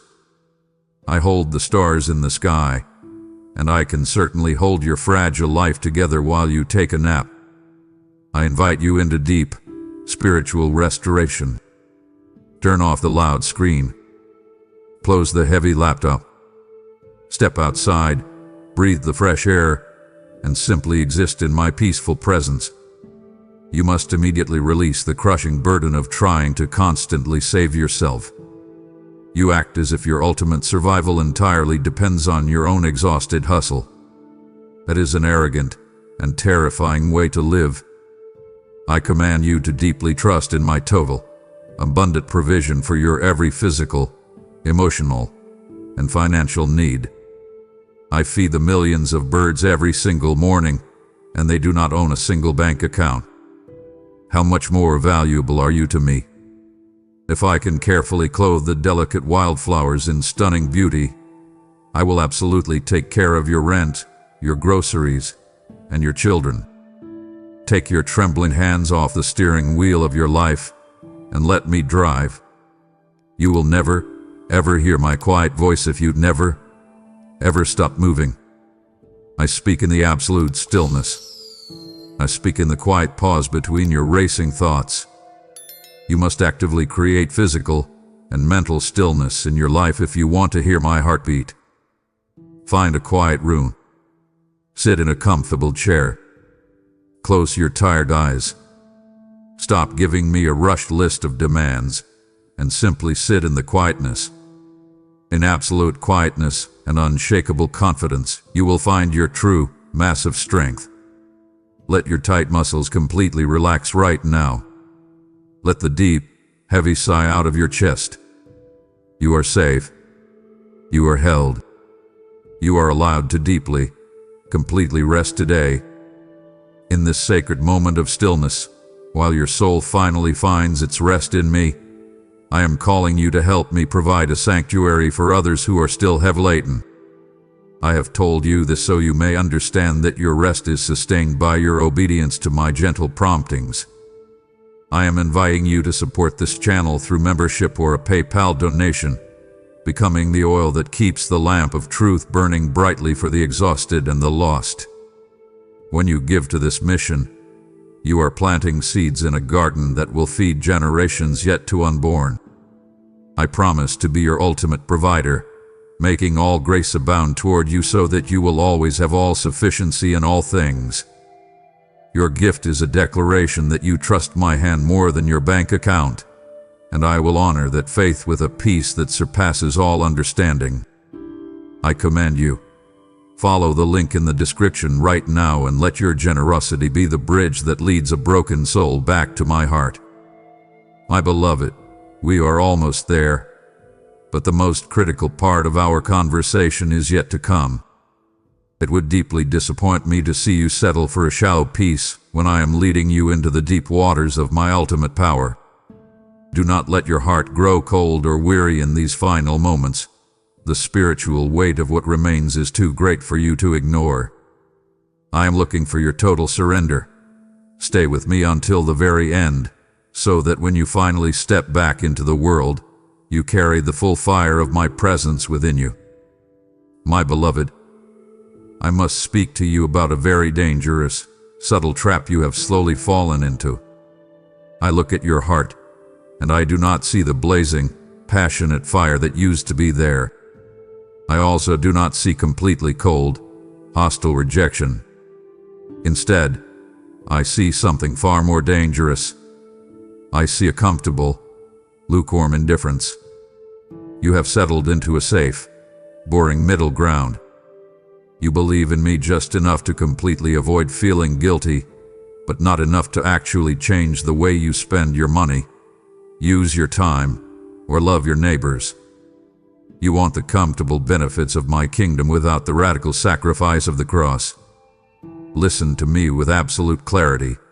A half-hearted, lukewarm faith is significantly more dangerous than no faith at all, because it deeply tricks you into believing you are fully awake while your soul is silently sleeping. I command you to actively stir up the dying embers of your first love for me. Do you remember the exact moment you first truly encountered my grace?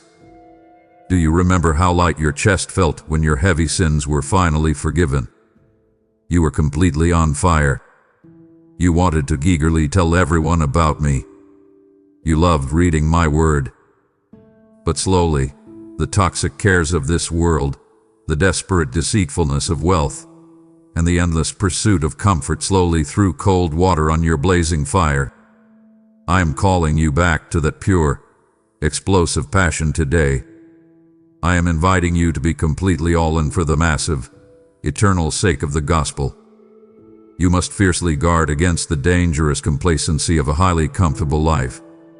When your refrigerator is completely full, your house is perfectly air-conditioned, and your bank account is totally stable, you easily forget how desperately you need me. Comfort is the quiet, silent killer of radical faith. I do not want your polite, hollow rituals. I do not want you to simply tip me 10% of your money and give me 1 hour of your Sunday morning, while you keep the entire rest of your life totally for yourself. I want your entire heart. I want your burning, unstoppable passion. I want your absolute surrender. I am strongly urging you to seek a massive, fresh baptism of my Spirit's fire today. Do not settle for the boring, mediocre Christianity the modern world is trying to sell you. It is a cheap, fake knockoff of the explosive, world-changing power I actually promised you. Fall to your knees right now. Tell me that you are completely sick and tired of being comfortably numb. Ask me to violently tear down your safe, predictable walls. Let me set your tired soul ablaze again. When you walk completely in the fire of my spirit, you will never, ever be satisfied with a lukewarm, ordinary life again. Wake up, my child. The fire is ready to fall if you are finally willing to burn. My child, I command you to completely lift your heavy eyes above the very low horizon of this temporary world. I see you walking through your days with your head aggressively pointed downward, constantly staring at the dirty ground right in front of your feet. You are completely consumed by the immediate problems in your path. You stare endlessly at your fading bank balance, your frustrating medical charts, and your growing list of mundane chores. You treat this deeply broken, chaotic planet as if it is your ultimate, permanent home. It is not.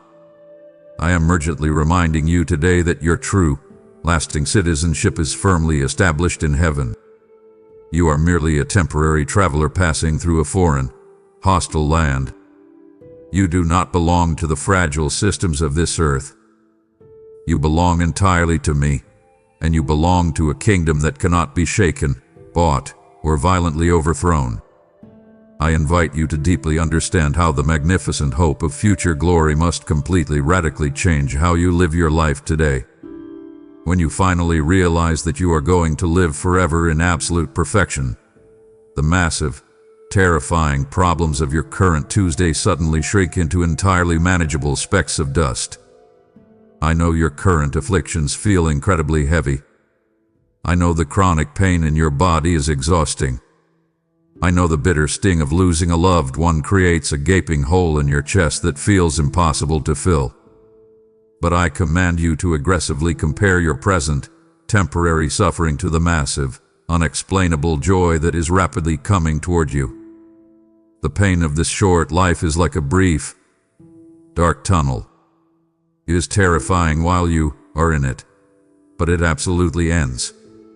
And when you finally break through into the blazing light of my eternal presence, the heavy memories of your earthly sorrow will instantly evaporate like morning fog under a hot, summer sun. You must wake up to the absolute reality of the great white throne and my ultimate, final judgment. This is not a cruel threat.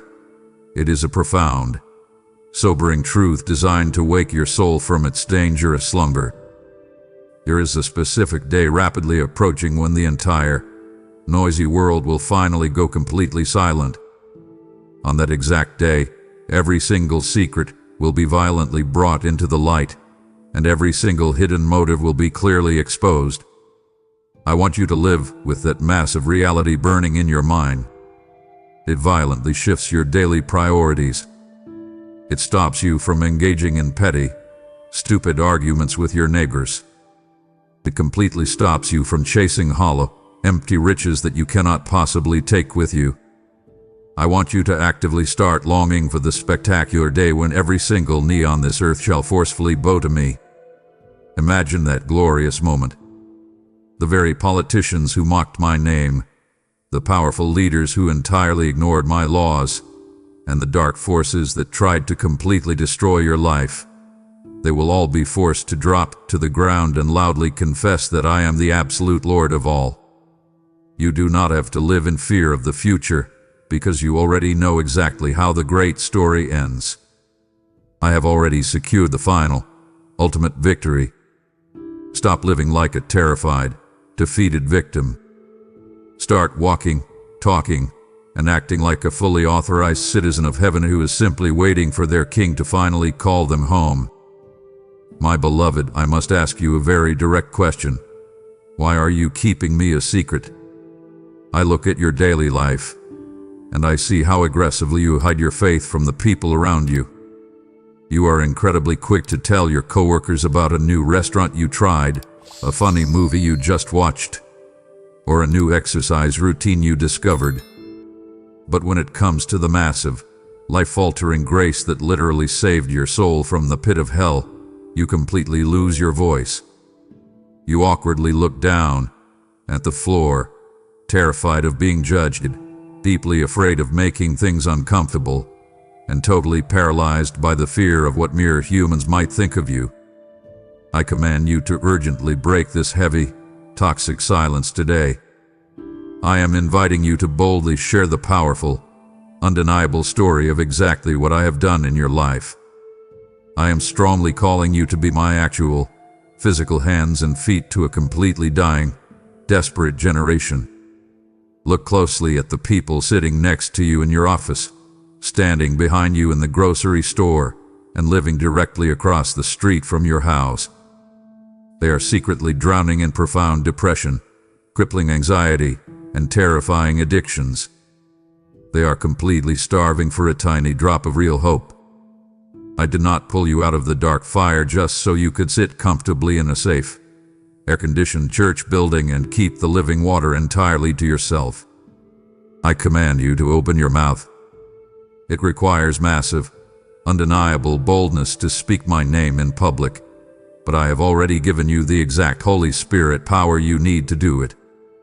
You must understand why your personal, messy testimony is an incredibly powerful weapon for the kingdom.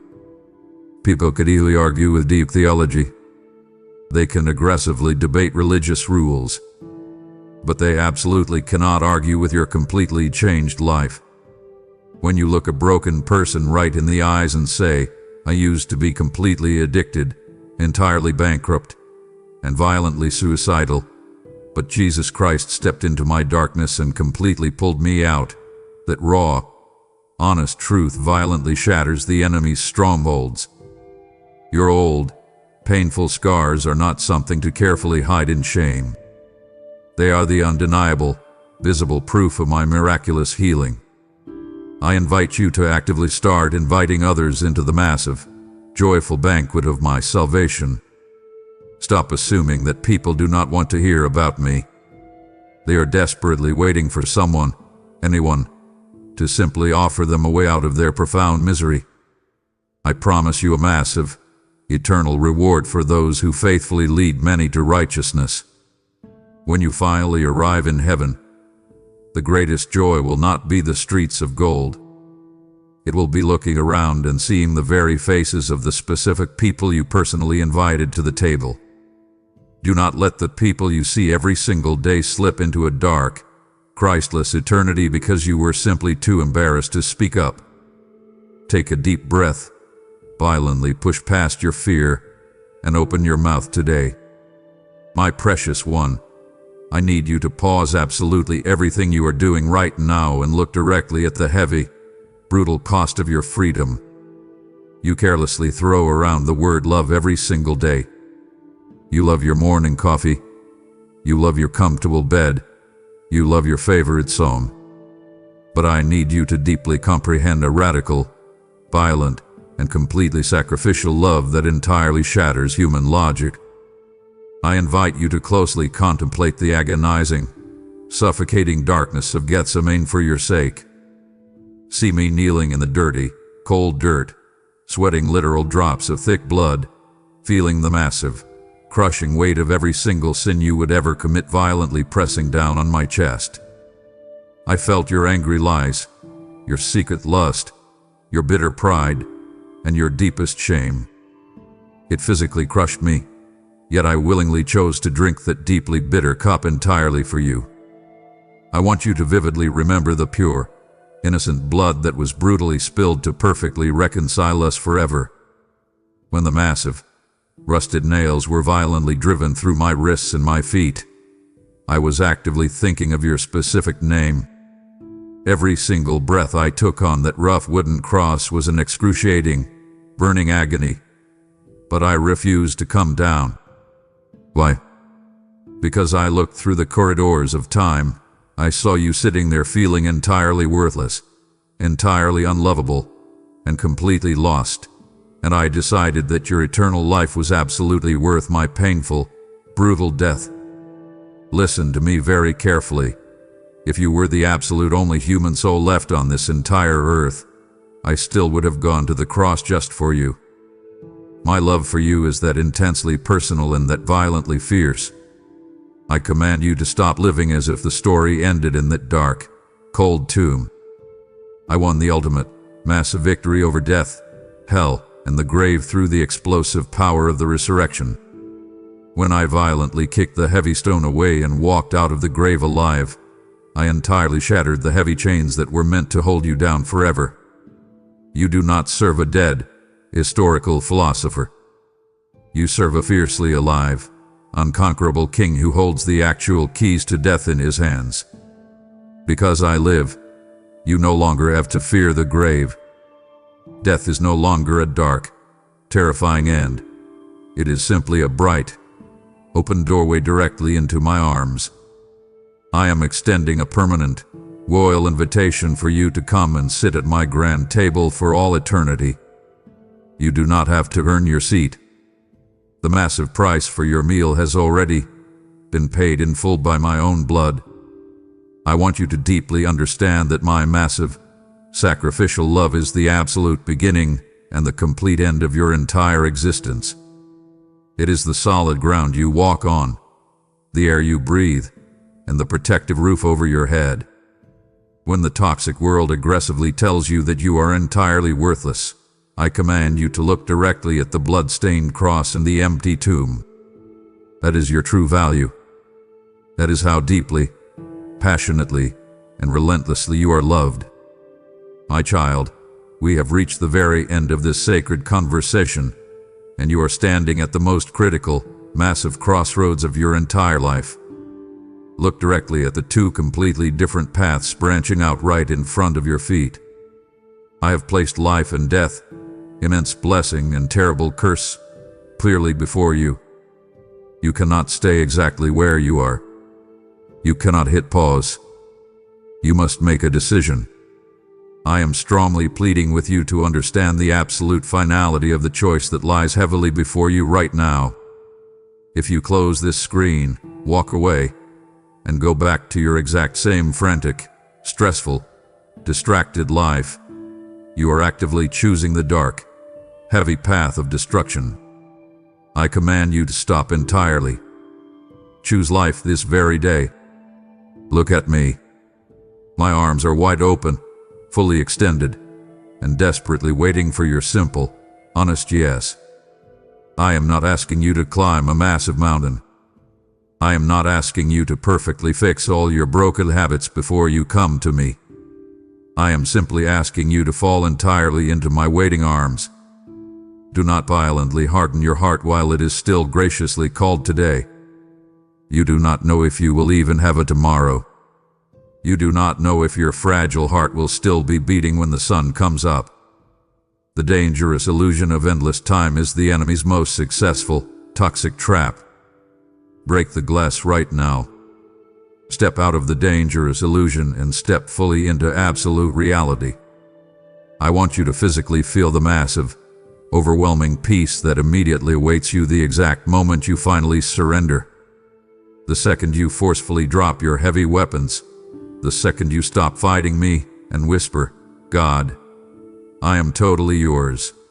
The heavy, crushing weight of the world will instantly fall off your tired shoulders. The deep, agonizing knot of anxiety in your stomach will powerfully unravel.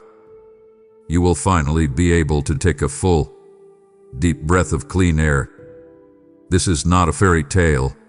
It is a profound, undeniable spiritual reality that is ready to entirely wash over your exhausted mind right now. Hear my final, unbreakable promise to you today. If you give me your deeply broken, entirely messy life, I will securely keep you until the very end of the age. When the storms violently rage, I will be your unshakable anchor. When the dark nights feel endless, I will be your blazing fire. When everyone else entirely abandons you, I will stand fiercely by your side. You are deeply seen, perfectly known, and overwhelmingly loved. Stop running in the exhausting wilderness. The porch light is fully on. The table is perfectly set. Welcome home, my beautiful, precious child. The Father's house is finally ready for you. Come inside. My child, as you stand at this final crossroads and choose life, I ask you to make the choice tangible by helping me rescue those who are still wandering on the path of destruction. I have told you these things before it is too late because I desire for your yes to be followed by a bold act of kingdom partnership. I am calling you to seal your decision today by giving through super thanks with the PayPal link, providing the vital resources needed to broadcast my final plea to the ends of the earth. Do not leave this conversation without leaving a mark on eternity. Your seed today is the weapon I will use to shatter the silence of the enemy. I declare that because you have honored me with your substance, I will honor you with the riches of my glory and the fulfillment of your deepest God-given dreams. Your name is written in my book, and your generosity is recorded in the archives of heaven forever. I command you, take action this very second. Go to the description and give as I have led you, for the harvest is great and the time is short. Do not let this divine moment simply slip away into the exhausting noise of tomorrow. If your heart is fiercely burning with the truth of my voice, I strongly invite you to boldly stake your claim right now, before it is too late. Scroll down and firmly declare I choose life today in the comments below as a physical, undeniable proof that you are entirely surrendering your massive burdens to me. The exact second you make this public decree, I will actively release my unshakable peace over your racing mind and firmly seal you inside my eternal grace. Step out of the heavy darkness, claim your absolute freedom, and let this very moment be the permanent beginning of your brand new life. Amen.